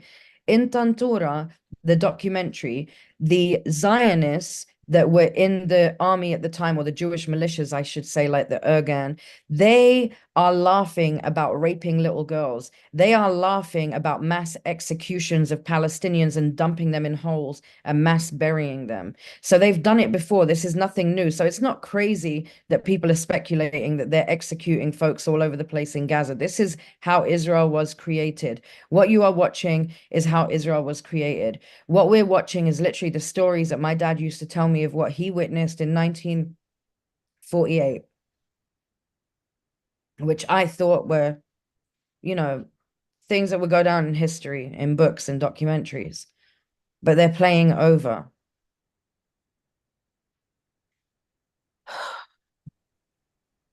I want to just uplift our political prisoners in Palestine also.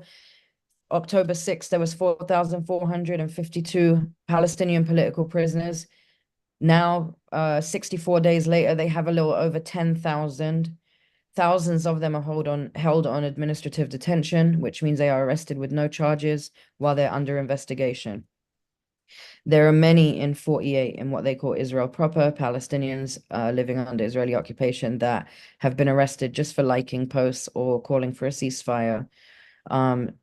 And it's basically a charge that you are against the state of Israel that they just put in. It was a new bill, and I can't remember it off the top right now, but there's a new bill that they placed, and Palestinians that live within what they call Israel proper, if they show any type of solidarity or sympathy for the Gazans or the Palestinians in the West Bank or the Palestinians in Gaza, they go to jail.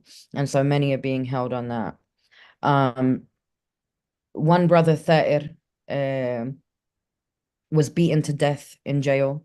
The thing is with Palestinian political prisoners right now, and they're always routinely subjected to torture, and many, I think since like 1967, over 75 Palestinian prisoners have died due to the torture in Israeli jails.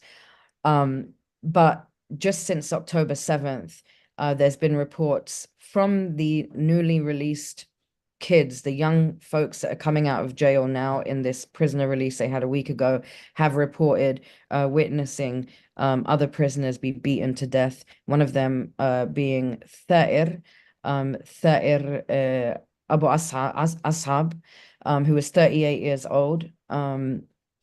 He was beaten to death in front of one of the young men that just came out of jail, and he spoke of how Thair asked the guards, is there a ceasefire?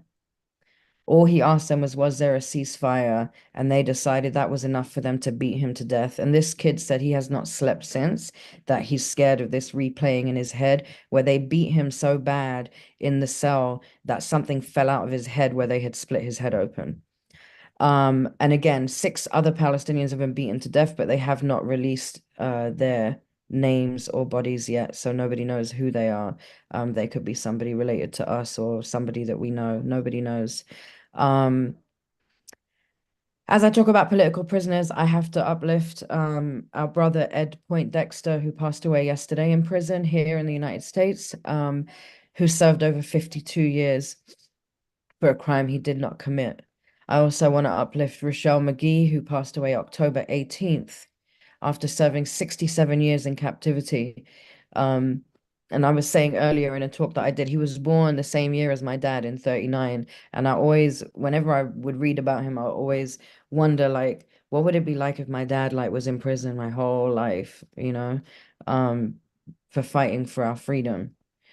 And you know, freedom to all of our political prisoners from the US to Palestine, all over the world. Again, you know, I urge people to do their own research. I've been watching all these different events that are happening where people are debating. There is no debate over human life. There is no debate on whether we get to exist. There is no debate on whether it's wrong to murder children. There is no debate whatsoever on whether Palestinians have the right to their land. There's no debate on whether resistance is justified when people are occupied. There's no debate. So people need to stop debating folks over this. We're not asking for our freedom. We're going to take our freedom, and Palestine is showing us that. In the words of Mumia Abu-Jamal, for empire is ever an exercise of global violence, for domination is but utter violation, the very root of violence. It violates the human soul which yearns for freedom. Until freedom, I appreciate you all. Salamu alaikum, Uhuru, peace. Alaikum assalam, Uhuru, my sister, Nancy. I just want to take a moment and just appreciate your presence, your existence, comrade. Those aren't just words, and it is, you know, indeed that our existence is resistance, and you embody that, your presentation today, and, you know, to present to the people what is happening. And this is just one, you know, one eyewitness, right? And so I think it's just this understanding that we are faced with, you know, colonial domination that has oppressed the peoples, all, you know, the majority of the people of the, you know, of the world. And we see it ruling in its various ways. They call it Zionism. They have all these other names for it, but it's colonialism. And like you said, we are going to take back our freedom. We are our own liberators. And I wanted to just also appreciate your bringing forth the struggle for political prisoners, because we are, whether we are in the belly of the beast and behind, you know, isolated, we are in open air prisons and open air, you know, political prisoners everywhere. And so we lift up the struggles for those who have been removed from the struggle and who are, you know, like our comrades, Rochelle McGee and Ed Poindexter. So thank you so much, Nancy. I know that you have to leave soon, but I do want to just let you know that we had some donations come in, you know, and have continued to come in this fight back, understanding the, you know, the importance of making this fight back real in their, even if it's in their colonial courts. We're going to win, because we're going to win this on the streets. And that's what this, you know, this is all about. So to the 48ers, to the Palestinians, we will not be erased. And you are here to stay, and our people will be free. So thank you, comrades, so much. Yes. Uhuru. Uhuru. Just really Yes. join you, Chair Moisey, in saluting that powerful presentation of Nancy Mansour. It's an incredible honor to have you participate in this program today, and for me to be able to be here, and just, you know, all of the questions and understandings that you shared with us and put out today. And I want to salute Chairman Omali Yeshitela, that brilliant presentation, as always, the overview on the colonial mode of production that we're talking about. And I know that next that we want to bring up just a really strong comrade and part of the hands-off Uhuru family, I guess we would say, who participates pretty often in these programs that we have here, Comrade Ward Churchill, who is an author and activist, and who has, you know, if they're going to start banning the word genocide, most of his books would be banned, but he just has incredible histories and books on the genocide of the indigenous people and the struggle of the indigenous people, and is also probably one of the greatest experts on COINTELPRO and his books about the COINTELPRO papers and the actions of the FBI attacks on the African liberation movement and the indigenous liberation movement inside the borders of the US. So I'm very honored to welcome up Comrade Ward Churchill, Uhuru. Theo, can you hear me? Yes, we can hear you. Okay. Welcome. I'm speaking to you from Atlanta, Georgia, which is where I am situated at the moment. I'm supposed to speak to the relationship between colonialism and genocide. And actually, in the last presentation I did as part of one of these sessions, I addressed that in some depth. My reference here would be to Sartre, 1967 piece he did called On Genocide, which ran through the French colonial experience or colonizing experience in primarily Algeria, but also to a certain extent in Indochina, as they called it at the time, and concluded that genocide is inevitably a concomitant to colonization. One cannot colonize a people without attacking them physically, but more importantly, in maintaining the colonial order in a range of other ways as well. The object being essentially to subjugate them in perpetuity, to alter the aspects of their culture which are inconvenient to the colonizer, and to harness them to colonial project in order to generate benefits to the colonizer. So every aspect of their existence, from their location, the way they disperse upon the land, the way their society is organized, the way their economy functions, and so on, and so on, and so on, straight down the line. You can make a long checklist, and every aspect of that must be checked off to maintain a situation of colonial domination. But specifically, we're talking here with regard to the use of the term anti-Semitism. The one argues against genocide as it relates to Palestinians. One is by definition, apparently, now construed as being an anti-Semite. And I would submit that that is utterly absurd on its face, and at two levels. I'll try to make this quick. The first one being Palestinians, after all, are Semitic people. So in order not to oppose the genocide of the Palestinians, one would by definition qualify as anti-Semite. Okay? There's an appropriation of the term by the so-called Hebraic tribes that in order to be properly understood as anti-Semitic, you must be attacking Jews. Problem. Semitic people, to claim the very term in the fashion that it's being claimed, is to deny who they are, to deny, in essence, their existence. Palestinians are Semitic.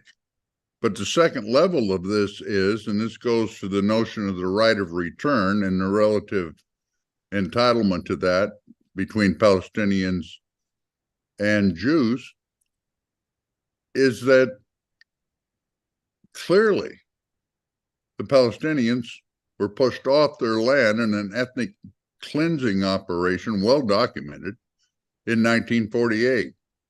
This is essentially glossed out of the narrative. It's omitted. It's denied.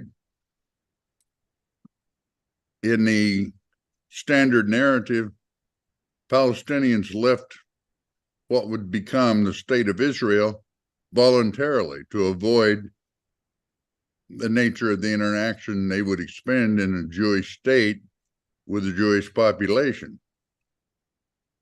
but that has to do with the right of return. As was pointed out by the previous speaker, it was the Jews who were arriving in boats, but they weren't returning.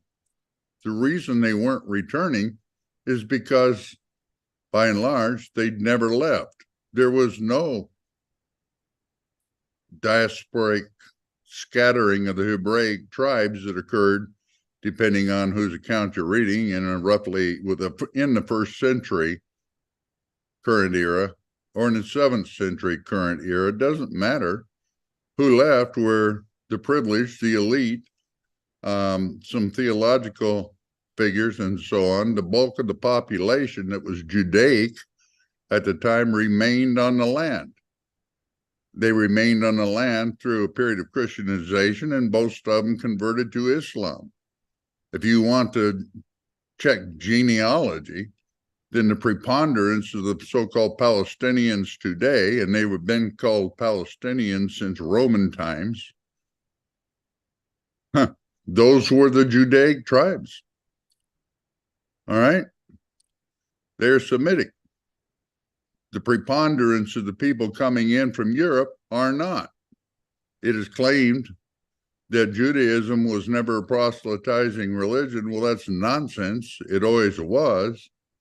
And what we end up with is the Ashkenazim, who pronounce themselves the sort of intellectual superiors to all other Jews. That particular group are predominantly, by descent, derived from Gauls, derived from other European tribal peoples from medieval times forward.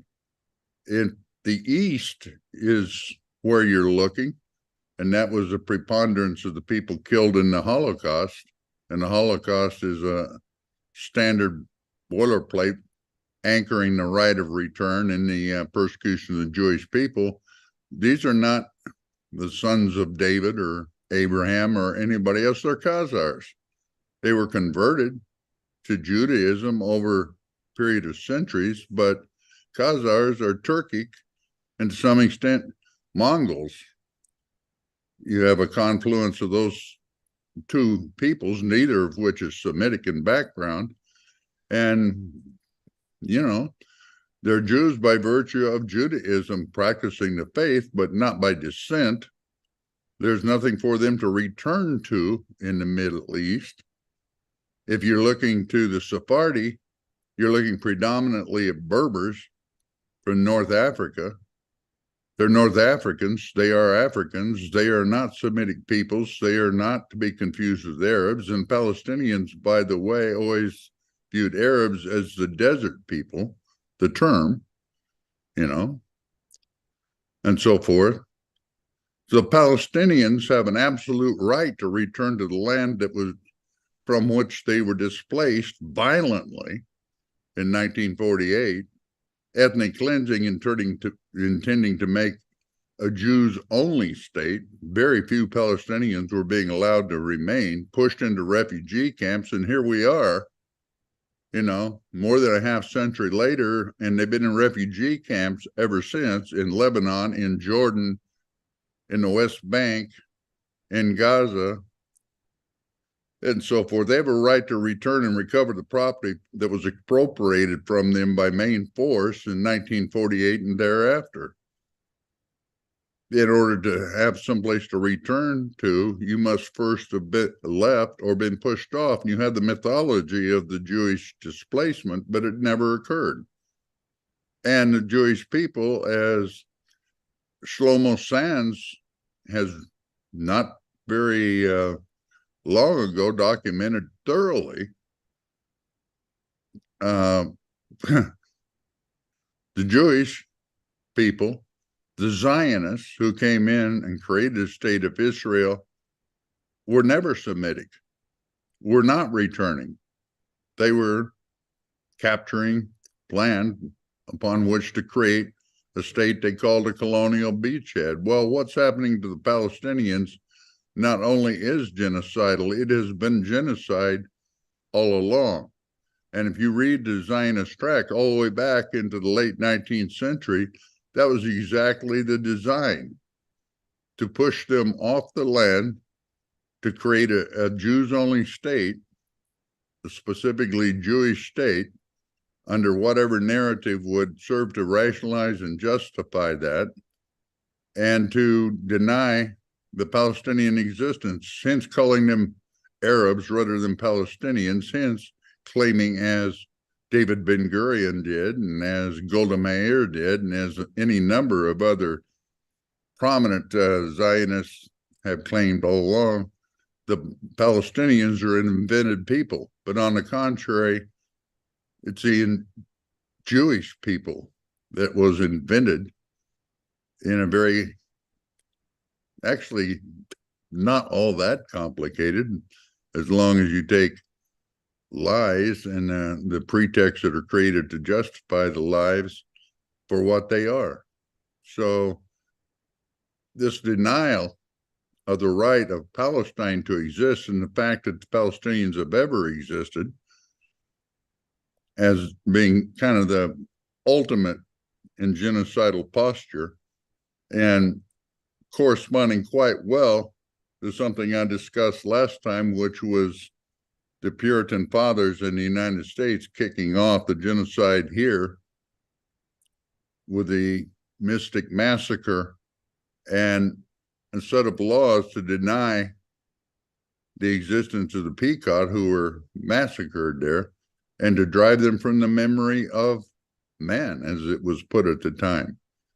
Consequently, renaming the Pequot River the Thames, renaming Mystic itself New London, and so on. The idea being that within a couple of generations, no one would even remember that the Pequots were there and were exterminated. This is on a much larger scale, much greater population density and so forth, but it's exactly the same thing, which leads me to repeat Russell Means' 1982 declaration at a press conference during the so-called Battle of Beirut, when Israel had laid siege to the capital of Lebanon in order to deny sanctuary to PLO fighters. The Palestinians of North America offer sanctuary to the Indians of the Middle East, that is, American Indians of the Middle East. The parallels between those two, the genocide, the colonization, and the ongoing colonization in both places, speaks for itself. And with that, I think I've pretty much used up my time, so I thank you for listening. Up and talk with us.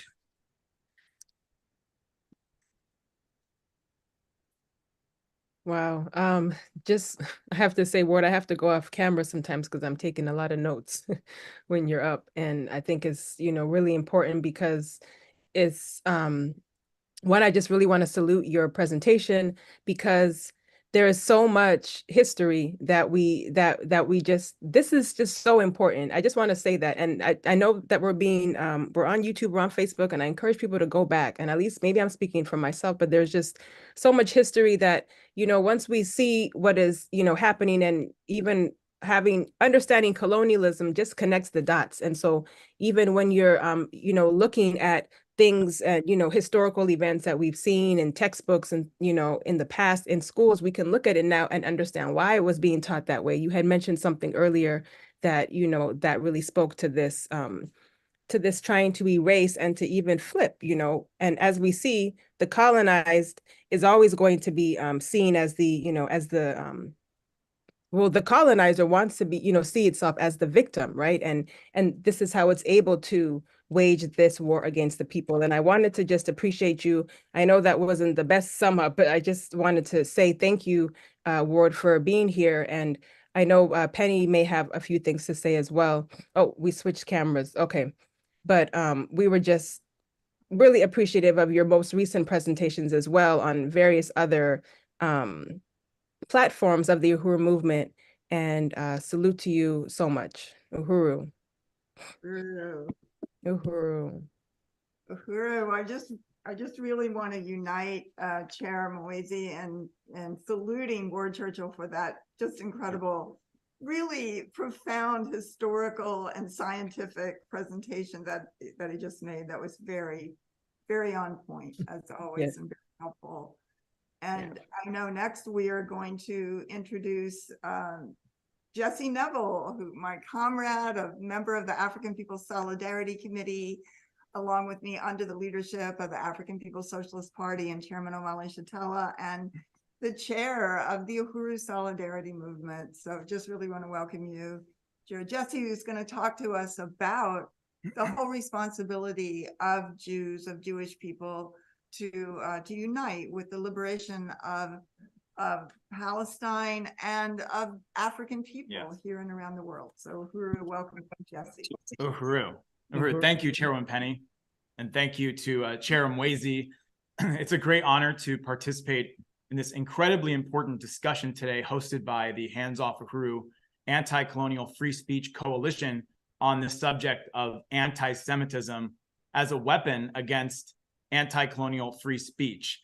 And I want to just salute the incredible presentations that have taken place up to this point from Comrade Lupe, from Nancy Mansour, from Ward Churchill, from Chairman Omali Shatella, the brilliant presentation that the chairman gave, as well as from Chairwoman Penny Hess and you, Chair Mwezi, the leader of this incredible Hands Off Uhuru campaign. And as Chairwoman Penny Hess just mentioned, I am here representing the African People's Solidarity Committee and our mass organization, the Uhuru Solidarity Movement, the organization of white people working under the leadership of the African People's Socialist Party, with the assignment, the job to go back into our own white communities and win white people to the stand of solidarity with the African Revolution and the struggle against colonialism and the stand of reparations to African people as a revolutionary demand. We believe that reparations are owed to African people and that all white people owe reparations for our historic complicity and participation in centuries of slavery, genocide, and colonialism that built this country and built the US and world economy on the backs of African people. I unite in and echo in saluting our leadership, Chairman Omali Shatella and Deputy Chair Onezene Shatella, who lead the African People's Socialist Party, the worldwide revolutionary party of the African working class.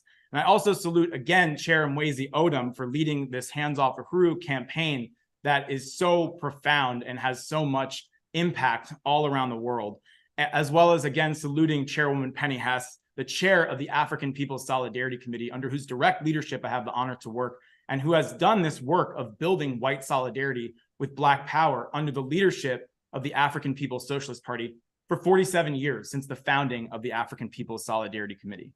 And I want to acknowledge that the presentation that I'm about to give would not be possible without the honor and opportunity that I've had to study and learn under the leadership of Chairman Omali Shatella, and that the understandings of African internationalism are what inform this presentation, understandings which we understand from the party it would be impossible for us as white people to arrive at without the leadership of the African working class.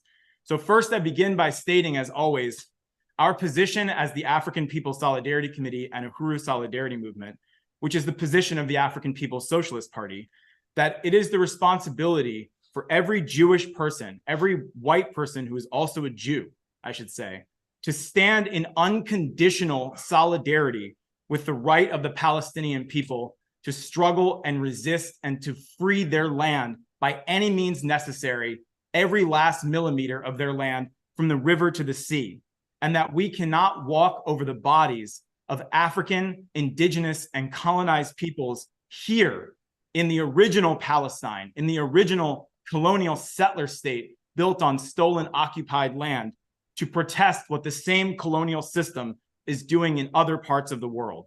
That solidarity with Palestine, for us, is expressed in the stand of solidarity with the African Revolution that is fighting to overturn the colonial mode of production responsible for the oppression of the majority of the peoples on the planet Earth. We talked earlier about this resolution that was recently passed by the United States House of Representatives condemning anti-Zionism as anti-Semitism. The reality is, as Nancy Mansour referenced, Zionism and Israel were not created for the protection of Jewish people, but to serve the interests of European colonial white power. It was true then, in 1896, when Theodor Herzl wrote The Jewish State, and it is true now. You can look, as Nancy pointed out, at the words of Herzl himself, who in the book The Jewish State said, "In Palestine, Israel will be a sector of the wall of Europe against Asia, serving as an outpost of civilization against barbarism." And you can look at the words of Israel's current president, Isaac Herzog, who said just a few days ago, quote, "This war is a war not between Israel and Hamas.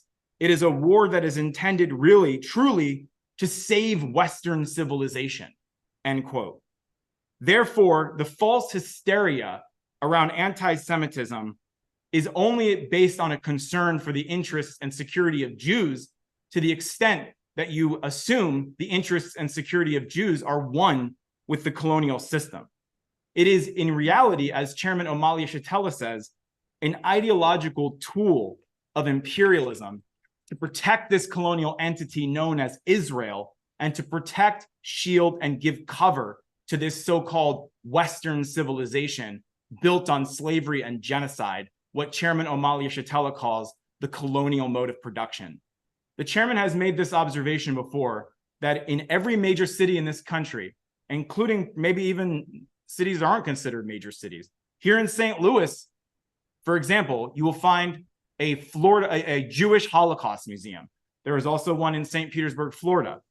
But as the chairman points out, the Holocaust against Jewish people did not take place in St. Louis, Missouri. It did not take place in St. Petersburg, Florida. It did not take place in New York.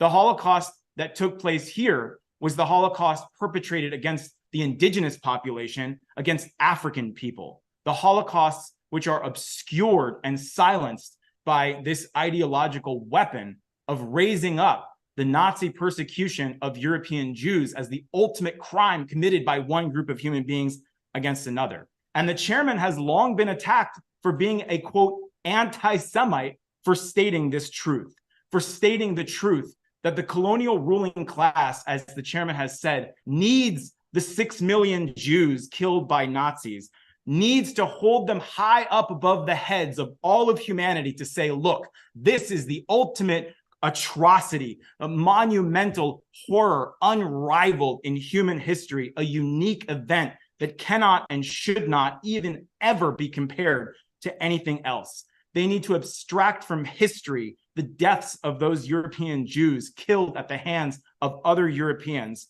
not Palestinians, as the chairman says, not only to prop up the state of Israel, the colonial settler state, but to smother, silence, normalize, erase, deny the horrors perpetrated by white people and white power against the rest of the world for centuries before the word genocide even existed in the English language.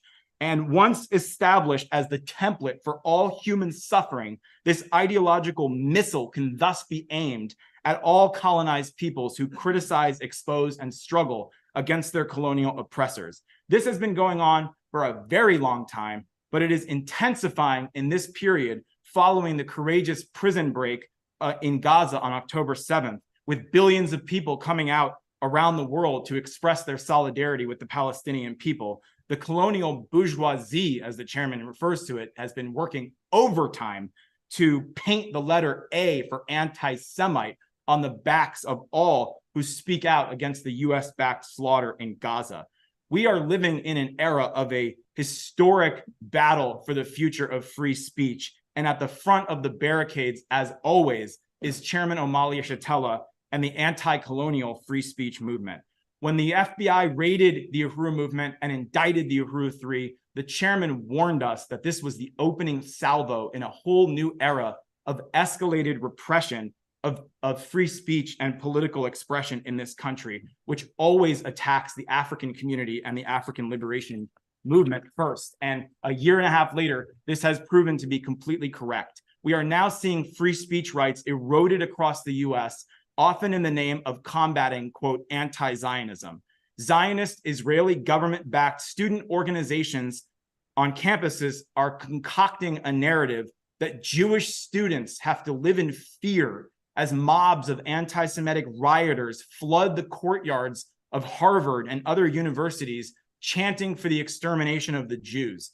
Not a shred of evidence has been presented that such an absurd thing has ever taken place. What they point to instead is that so many students, especially Palestinians, have come out to say Palestine will be free from the river to the sea, and to call for a new Palestinian intifada or uprising, which the Zionists say is the equivalent of calling for genocide against the Jewish people. And then we saw the Harvard president brought before the United States Congress like a revival of the House Un-American Activities Committee to be grilled about her alleged failure to condemn the Palestinian students on her campus, who was completely unwilling to make any serious defense of them, or even to make the basic statement that criticism of Israel is not anti-Semitism. And she actually is now begging for forgiveness from the House of Representatives for the testimony that she did give. Last night, we went to a demonstration here and we met a student at Wash U here in St. Louis who told us that she recently did a painting. She's an art student. She did a painting of a banner that said, "From the river to the sea, Palestine will be free." And she draped it over the banister of a staircase on one of the buildings in the campus. And they called the cops on her, and the police came and took down the banner. And when she said, "Well, what about freedom of speech?" they said, those words are no longer considered protected speech. So they are on a rampage right now to restrict what you can think and say, because they know they are losing. They know the world is changing, and that colonized peoples, whether it's African people in this country or the Palestinians or oppressed peoples everywhere, are winning. And even many Jews are now being shaken by these changing conditions in the world, to at very minimum begin to question the traditional allegiance of most American Jews to the colonial state of Israel. There was an article in the New York Times reporting that there is a deepening generational divide in Jewish families on the question of Palestine that is now spilling over into many Jewish family dinners. American Jewish complicity and collaboration with the state of Israel has always been an ideological and political defense system for the state of Israel, and it is now becoming increasingly vulnerable. And the anxiety created by this crisis of Jewish allegiance to Israel is reaching up even into the highest levels of the colonial bourgeoisie and even the state of Israel itself. There was a recording of Jonathan Greenblatt, who's the head of the Anti-Defamation League, that was leaked, in which he was saying, "We have a big problem. We have a serious problem," referring to all of the many Jewish people now, especially younger Jews in this country, who are beginning to turn their backs on the state of Israel. So just to wrap this up, people might have seen a few nights ago, we are currently in the Jewish holiday of Hanukkah. So the husband of the vice president, Kamala Harris, or the second gentleman, as they call him, Doug Emhoff, was presiding over the lighting of the White House menorah. And while he was doing that, he made a statement that when Israel is singled out because of anti-Jewish hatred, that is anti-Semitism, and it must be condemned, he said, unequivocally and without context. And those words really stuck out to me.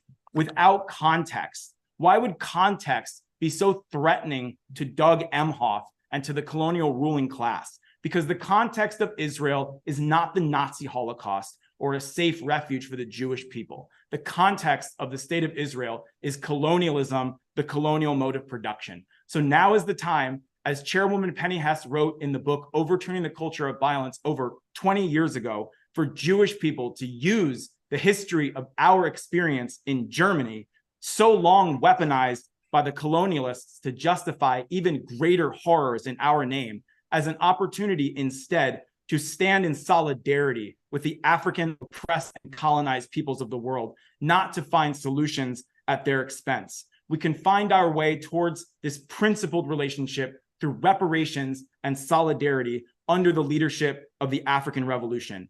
Just as white Jewish people went to Palestine to steal the native people's land and profit from their oppression, first we did it here.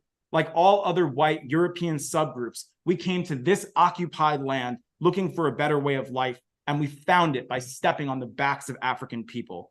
The real future for Jews, as the chairman says, is to join the rest of humanity, join the struggle against colonialism, join with the colonized peoples of the world, turn our backs on the colonial bourgeoisie, turn our backs on the Zionists, Jew and non-Jew alike, the butchers, Netanyahu and Joseph Biden alike, on US imperialism, on the ruling class that would cloak themselves in the deaths of 6 million Jews like a ghastly human shield as they inflict death and destruction in Gaza in our name, under the flag of a self-proclaimed Jewish state. We say no more genocide in our name. Colonialism must go. Reparations to Africa and African people. This land belongs to the indigenous people, and Palestine will be free from the river to the sea. And yes, we know exactly what that means. It means colonialism will be swept off the face of the planet Earth forever. And then and only then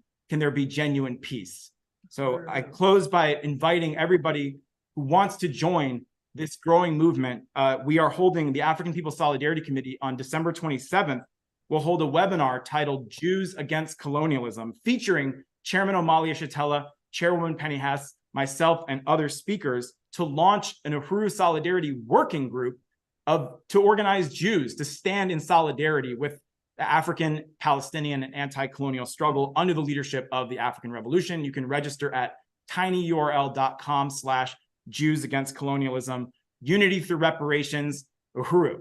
Uhuru. Uhuru. Wow. Yes. Uhuru, Comrade Jesse, and we're going to have more about that event at the end too, so you can catch that as well to get more of that. But just want to really salute that presentation and the call to, no more genocide in our name, and yes, reparations now. And yeah, this is just really powerful webinar, and I'm just seeing donations coming in, and I don't even know where we should go. But Penny, I'm going to send it to you because I know we want to also sum up and kind of have a discussion as well. Uhuru. Well, I don't have the info on where we're at on the fundraising, but I just really. Well, how about I go there? Because I think now might be a good time just to thank some of the donors as we open up for our discussion, because we're really close. So we had a goal today of raising 500 for today's webinar. And I want to just give a big salute to those who have been donating, Anwar, who kicked it off with the $50 donation.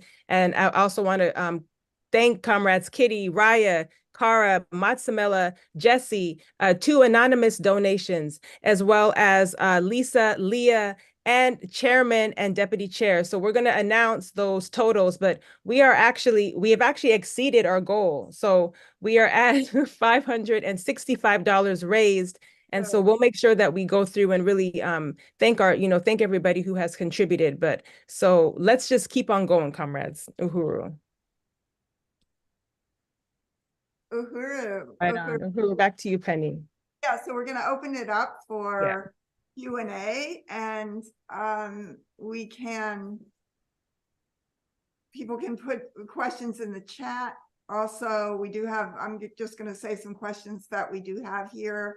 Right. A question from Comrade Janet Coburn, who is saying, is it possible to share the contact information for some of the speakers today? And I just want to say that all of the speakers are part of organizations that are public. So all of them should, I know for a fact, are available. You can find them by Googling them. So I would propose that you would do that. And thank you though, Janet, as always, for your participation. And then we have a question from Tog H. And they are saying, and maybe if Comrade Nancy is still on, I'm not sure if she is, but she had to go. Okay, so maybe Comrade Jesse or somebody else could answer this. What is the clearest, most useful definition of Zionism in your view? Or Chairman?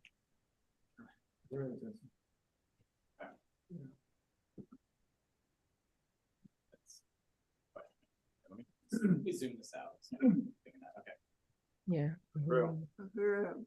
I appreciate this question because there's some some definition, the Zionist definition of Zionism is not the accurate definition. The way they define it is that it's a belief in the right of the Jewish people to reunite with their biblical homeland in Israel.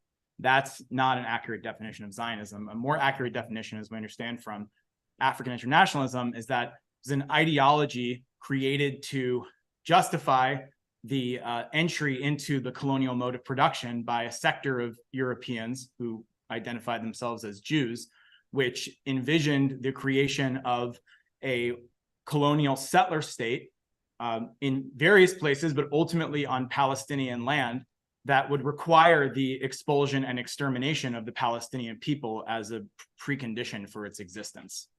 That would be a very short definition of Zionism. In other words, Zionism is colonialism. Exactly. Yeah. Thank you Right. very much. Jesse, yes, Chair Mwezi.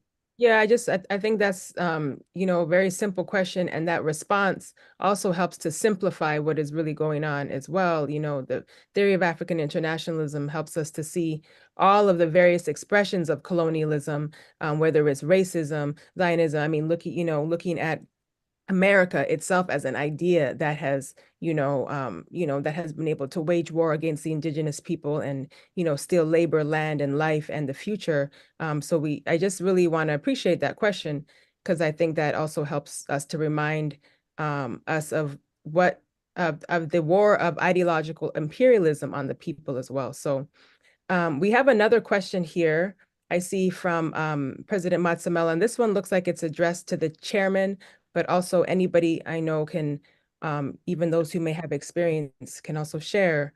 So it says, today is the 75th anniversary of the UN Genocide Convention. Tomorrow is the 75th anniversary of the UN Universal Declaration of Human Rights. Yet we also know that it is also the 75th anniversary of the Nakba and the rise of the South African National Party and the initiation of apartheid policy in South Africa. One excuse for their attack against the Uhuru movement was the Africans Charged Genocide campaign. In the book Reparations Now, written by the chairman speaks to the importance of the Palestinian struggle for independence to show the hypocrisy and contradiction of the UN and the United States on this issue of colonialism and genocide. So he might be able to post the exact quote later, but the rest of the question reads, Chairman, in recognition of the 75th anniversary of the the Universal Declaration of Human Rights, the UN declared theme for this year is freedom, justice, and equality. Yet the Uhuru 3 are being attacked precisely for their organizing that has used the UDHR and Genocide Convention. As well, Palestine is enduring a genocidal counterinsurgency campaign right now. So can the chairman speak to this? I hope that was coherent, Chairman. That was coherent. It was just a bunch. It was just a lot. I just want to say this, that first of all, there's so much wrapped up in what was just raised by Comrade President Matsamela and what has transpired up to now with these incredible discussions that's occurred. And I think that one thing, part of what I wanted to discuss, even in my summation closing this event, is that that everything that we recognize as law in the world today has come as a consequence of colonialism. That even the United Nations and everything came out of the United Nations, especially initially, was something that was pulled together essentially by European colonizers. The vast majority of the people of the world were living under colonial domination at the time the United Nations came into existence. Certainly most of Africa was, etc. So the laws that that we saw coming into existence came into existence under colonialism. In fact, it was colonialism that gave birth to Europe, gave birth to white people, gave birth to even a white consciousness. And I hope that's not a complicated thing to understand, but this was the process that through which a world economy was created, Europe was created. Was no such thing as Europe before colonialism, before the attack on Africa, before the whole colonial project. That's the thing that united all of these people who are now characterized as Europeans. So I think that's one thing that's really important to understand. And if you understand that, that it is the colonizer who made the law, in this instance, using an instrument of the United Nations, then it was international law that served colonialism and not the colonized. And so I don't care how benign it may have appeared to be. This is one of the reasons why they could come up in 1948, I think it was, with the UN Convention on the Prevention and Punishment of Crime of Genocide on the one hand, yet in 1951, 52, we hear the author of that legislation that went to the United Nations denying that it applied to African people.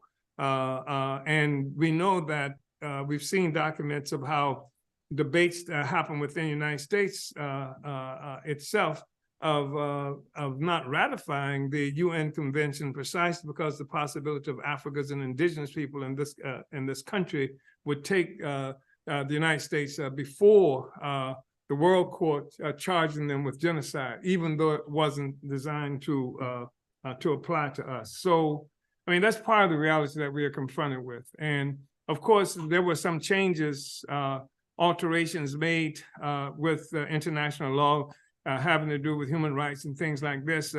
Initially, after the explosion of anti-colonial struggles that brought more Africans and colonized people into the United Nations itself, but that was relatively short-lived. And the United Nations itself was structured in a fashion that the majority of the people who came to it were part of a General Assembly, but they had, but it was a handful of states, and initially just colonial states, that had the power to veto anything that was put forth. So you could have the majority of the people voting for something, but then one of the colonial powers could always negate it, could always veto it. So it couldn't be something that was applicable.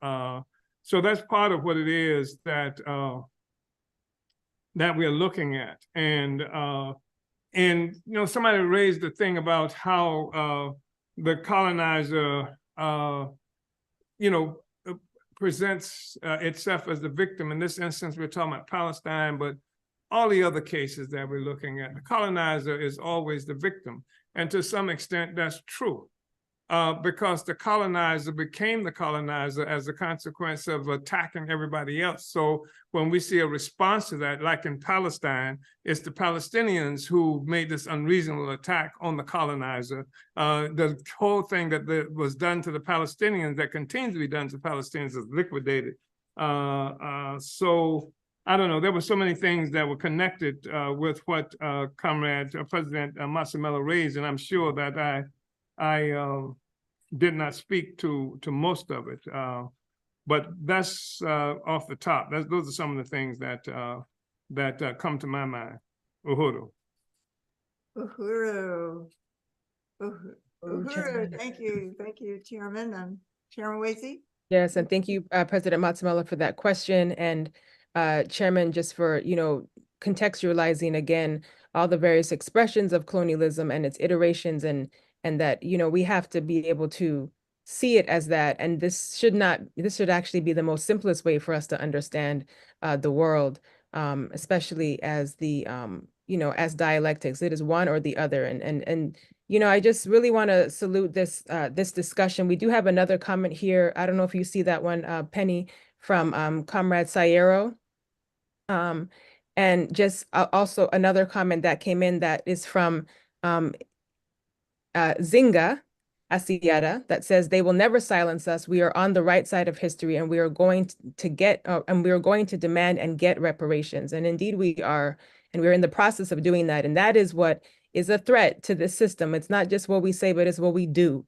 And we have to also acknowledge that as well. And part of what our weapon is as the people is to come into organization. And so if you're not a part of an organization and you are, you know, participating in this webinar, we invite you to, you know, to find an organization, get organized. And of course, we are going to invite you to join this fight back, the Hands Off Uhuru Fight Back Coalition, the Hands Off Uhuru campaign, because again, as we say, touch one, touch all. And And we want to make sure that we, that we give the state the fight for its life, because it is on its dying bed.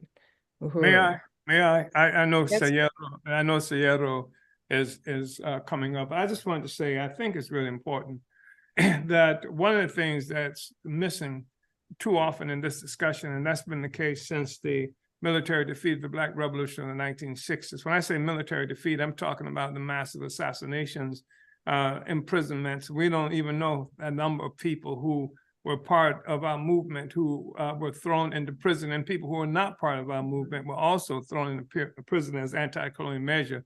How many African young people, for example, were sent to Vietnam as a part of an anti-colonial project, both here and in Vietnam, using colonized people here to go and kill and die, fighting colonized people in Vietnam. That was a part of a major, project, and how this whole thing, has articulated itself over and over again.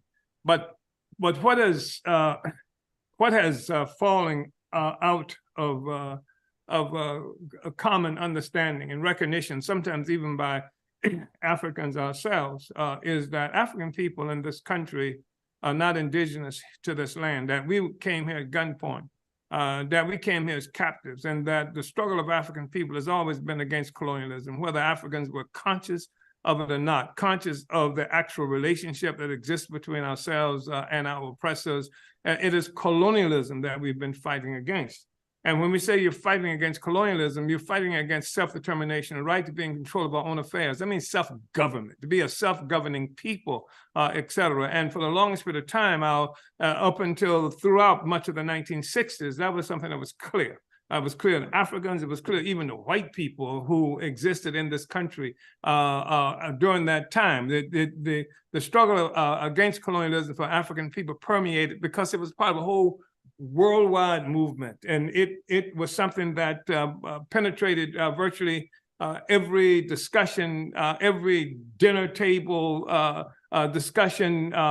It was something that was being talked about on talk shows and didn't have the kind of insipid things now that pass themselves off as some kind of political discussion. That was just a reality. But today, we are in a period where it is not even recognized that African people are captive and subjugated people, subject people, that we should be struggling for our own self-determination. That's a right, that's an inherent right that we have. I say right, of course, that's a legal term, but what I'm saying is certainly that's the responsibility of all colonized people to do that. That's the responsibility of Palestinians. That's the responsibility of indigenous peoples of this land, including Mexicans and others of this land, to fight to be a self-determining, self-governing people, at least during this part of the historical process of human development. That is our responsibility. And in many instances, it's recognized for other people, even if reluctantly. But for Africans in this country, that's the hardest nut to crack.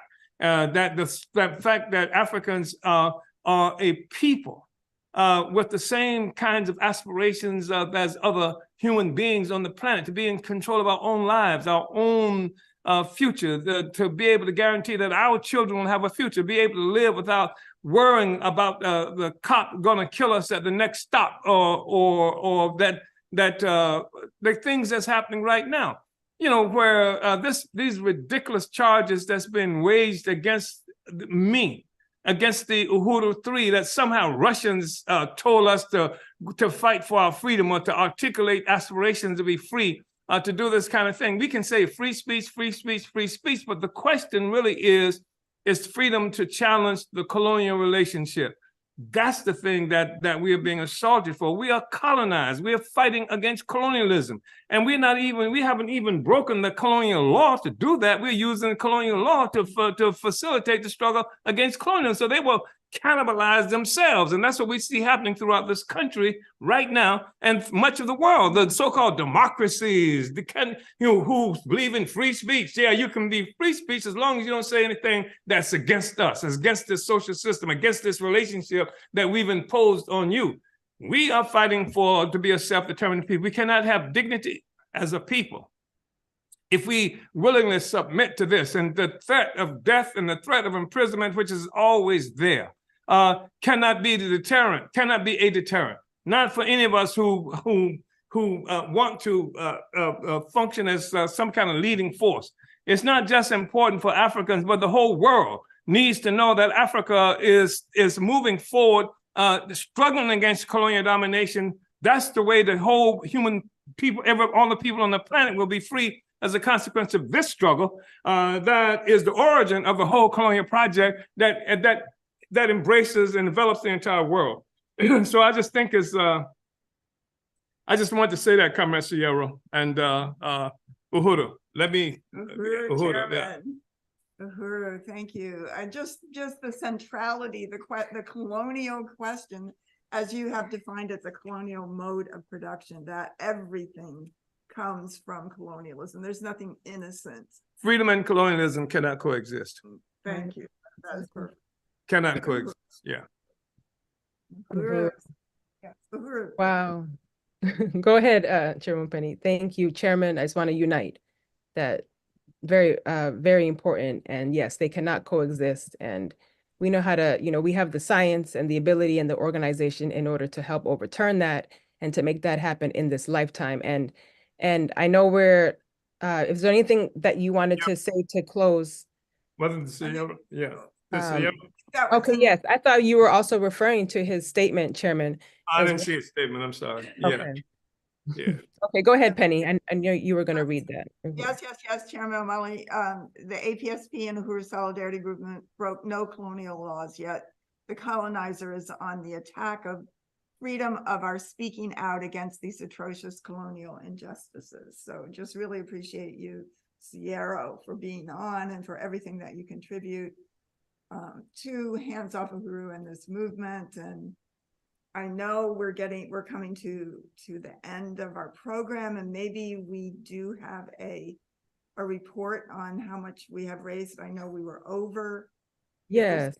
I don't know, but Uhuru, yes, I think this is a good time to, conclude our discussion for today and to just give an update on how much we were able to raise today, because that made our job pretty easy. We don't have to do the appeal in the sense to call on the recess, but I do want to say why it was important that we were able to exceed our goal. We have raised a total of $565 on today. So I want to salute everybody who has made a donation to help, help fund the legal defense for the Uhuru 3.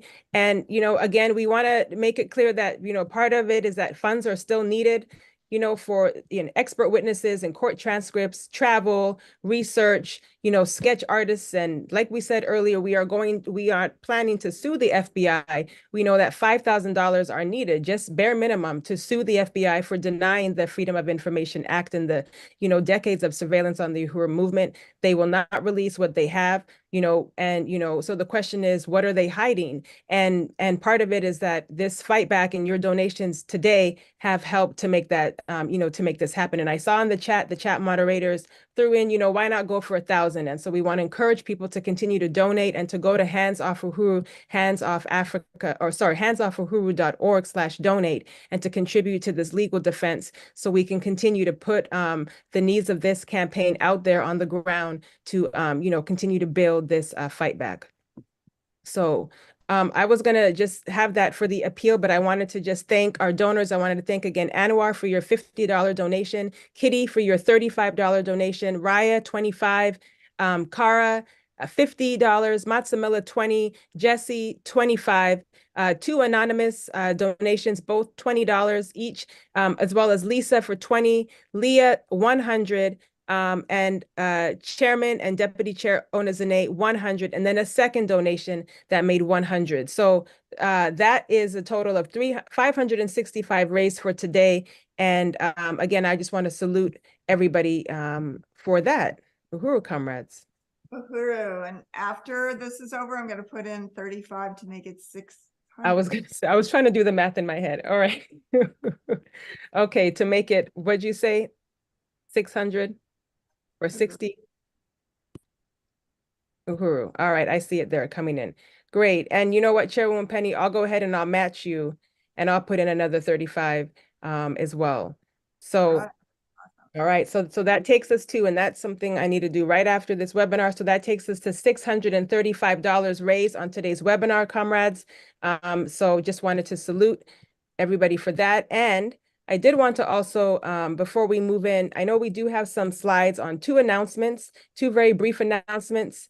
And I wanted again to thank everybody who was participating in today's webinar, those who are watching online and those who are here with us on Zoom. We encourage you to go to the Hands Off Uhuru website, handsoffuhuru.org/events. You can learn about upcoming events, but two ones that we did want to speak on today are coming up here on the screen. One is okay, you got that. Thank you so much, comrade. So again, the Stop the Zionist Attacks on Raza Educators, Defend Ethnic Studies Now. We are calling on people to defend the liberated too. So on December 14th, which is this coming Thursday at 4 p.m. at the Federal Courthouse in Los Angeles, 1st Street Federal Courthouse. You can get more information about this on the Hands Off website. This will be posted today, so you will have more information because we will be there on the ground. As you heard from Comrade Lupe Cardona today, you understood that it is needed for us to be there on the ground. So thank you, comrades. And then our next announcement is the event that was announced earlier, Jews Against Colonialism. This is on Wednesday, December 27th at 6:30 p.m. Central Time, 4:30 Pacific and 7:30 Eastern Time. We encourage people to go online at uhurusolidarity.org, or you can go to tinyurl.com/Jews Against Colonialism to register for this event. And if you're on the ground in St. Louis, you can be there at Aquaba Hall, or actually at the Uhuru Solidarity Center, which was one of the 7 homes and properties that were raided on July 29th. So thank you, comrades, for that. Please check back on our website to get more information about these events. And so I do want to say that before we close out, we are going to end with just a song that will be playing as comrades stay. And I know sometimes people hang around and just continue to chat, but we did want to play the song that we weren't able to play earlier from Mona El Bayumi. So that will play on our way out. But before we do, we wanted to turn it over to the chairman, if there are any closing words. And I wanted to thank my comrade, co-chair Penny Hess, as well as our chat moderators and our Zoom techs and everybody who helped put together today's program. Uhuru. Uhuru, thank you very much, Comrade Mwezi. Just briefly, I want to express my appreciation again to the incredible presenters for this important webinar that we are concluding now, and to the Hands Off Uhuru, the Anti-Colonial Free Speech entity that's come into being as a consequence of this fight back, this struggle, this counteroffensive that's being waged in the face of the assault that's being made on the African Liberation Movement, targeting the African People's Socialist Party and the Uhuru movement and myself. So I want to really express appreciation and to say that, as I said, earlier, that freedom and colonialism cannot coexist, and it is the struggle against colonialism that is responsible for this assault that's being made on the Uhuru movement and most of the people who are out there. And even if people are not directly engaged in the struggle against colonialism, is supporting anti-colonial struggle, they're paying a price for it as a consequence of the attacks. And so it tells us, if nothing else, that we have a responsibility to support the anti-colonial struggle, to support not just the right to free speech, but the right for the Uhuru movement, for the African People's Socialist Party, to articulate, to advocate, for the total and absolute unconditional liberation of every square inch of Africa and African people on the continent of Africa and globally, to unite with the struggles of the colonized peoples here and throughout the world for total liberation. That to the point that we do that and make that not just an abstract unity, but give concrete and whenever possible organizational unity, material solidarity to these struggles, as was made manifest as a consequence, even the contribution that people have made here, even the support that people who have given to the institutions associated with the Uhuru movement. We know that many people have done that as an expression of anti-colonial solidarity and that is the right thing to do. So it's not just enough to be have unity with some abstract concept of free speech, etc., but to be able to willing to take a stance, as Che Guevara would have said once upon a time, to share the same fate, whether in victory or in death. That's what it's all about. So join this movement and participate in part by joining this movement, join the Uhuru movement, join the African People's Socialist Party where possible. And let's continue to push this struggle because I am convinced that that we can win. I am convinced that we are winning, and that this is a basis, a primary basis for this crisis that the system is experiencing, so that it cannibalizes itself. It destroys even what it says it believes in. It makes full frontal assaults on basic fundamental principles that it says justify its existence. What justifies its existence? Freedom of speech, freedom of assembly, all of these freedoms, ruled by law, all of these things they talk about, that's the ideological justification for the existence. And now you see a system cannibalizing, destroying everything that represents justification for its existence. And one thing we know for sure, in order for a social system to prevail, that is absolutely necessary for the oppressor and the oppressed to believe in the ongoing existence in the system itself, and the justice of that system. And increasingly, what is clear is the system no longer believes that it's a just system, or the rulers no longer believe it's a just system, and that and which is one of the bases for.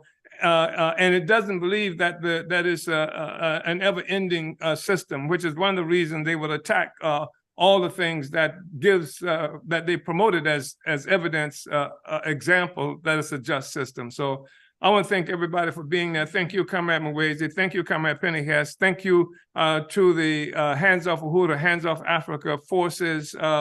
Thank you to the Anti-Colonial Free Speech movement that we are developing, and all of you who are participating in this meeting today. Uhuru, forward ever, backwards never. Uhuru.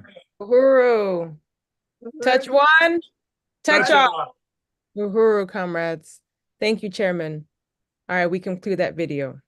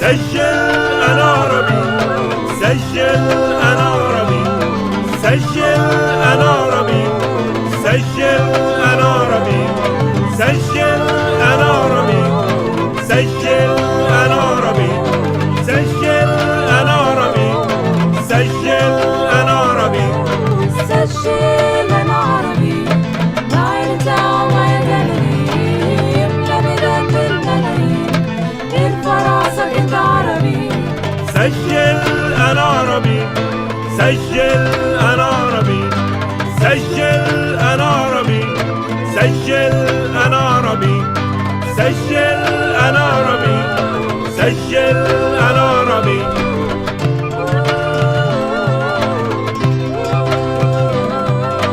سجل أنا عربي،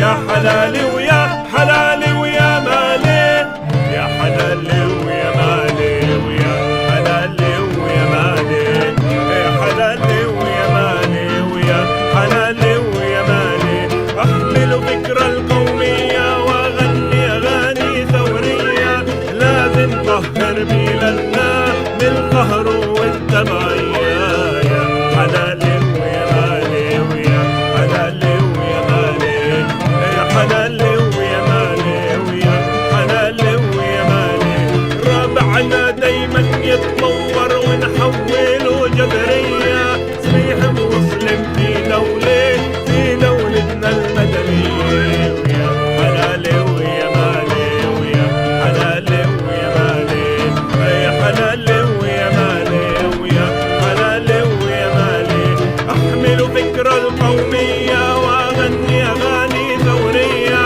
لازم طهر بلادنا من القهر والتبعية يا حلالي ويا مالي ويا حلالي يا حلالي ويا حلالي يا حلالي ويا حلالي ويا مالي أنا عربي أنا عربي أنا عربي أنا عربي أنا عربي أنا عربي أنا عربي أنا عربي سجل أنا عربي سجل أنا عربي سجل أنا عربي سجل أنا عربي يا حلالي يا حلالي ويا حلالي يا حلالي ويا حلالي يا حلالي ويا حلالي ويا مالي Yeah, سجل أنا عربي, write it down.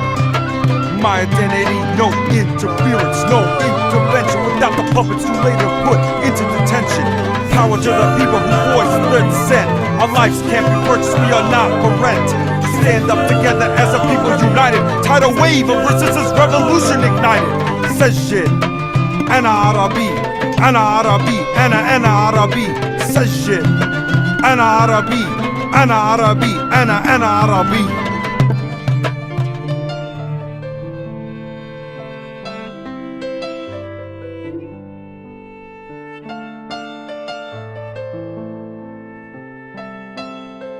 سجل أنا عربي سجل أنا عربي سجل أنا عربي سجل أنا عربي سجل أنا عربي سجل أنا عربي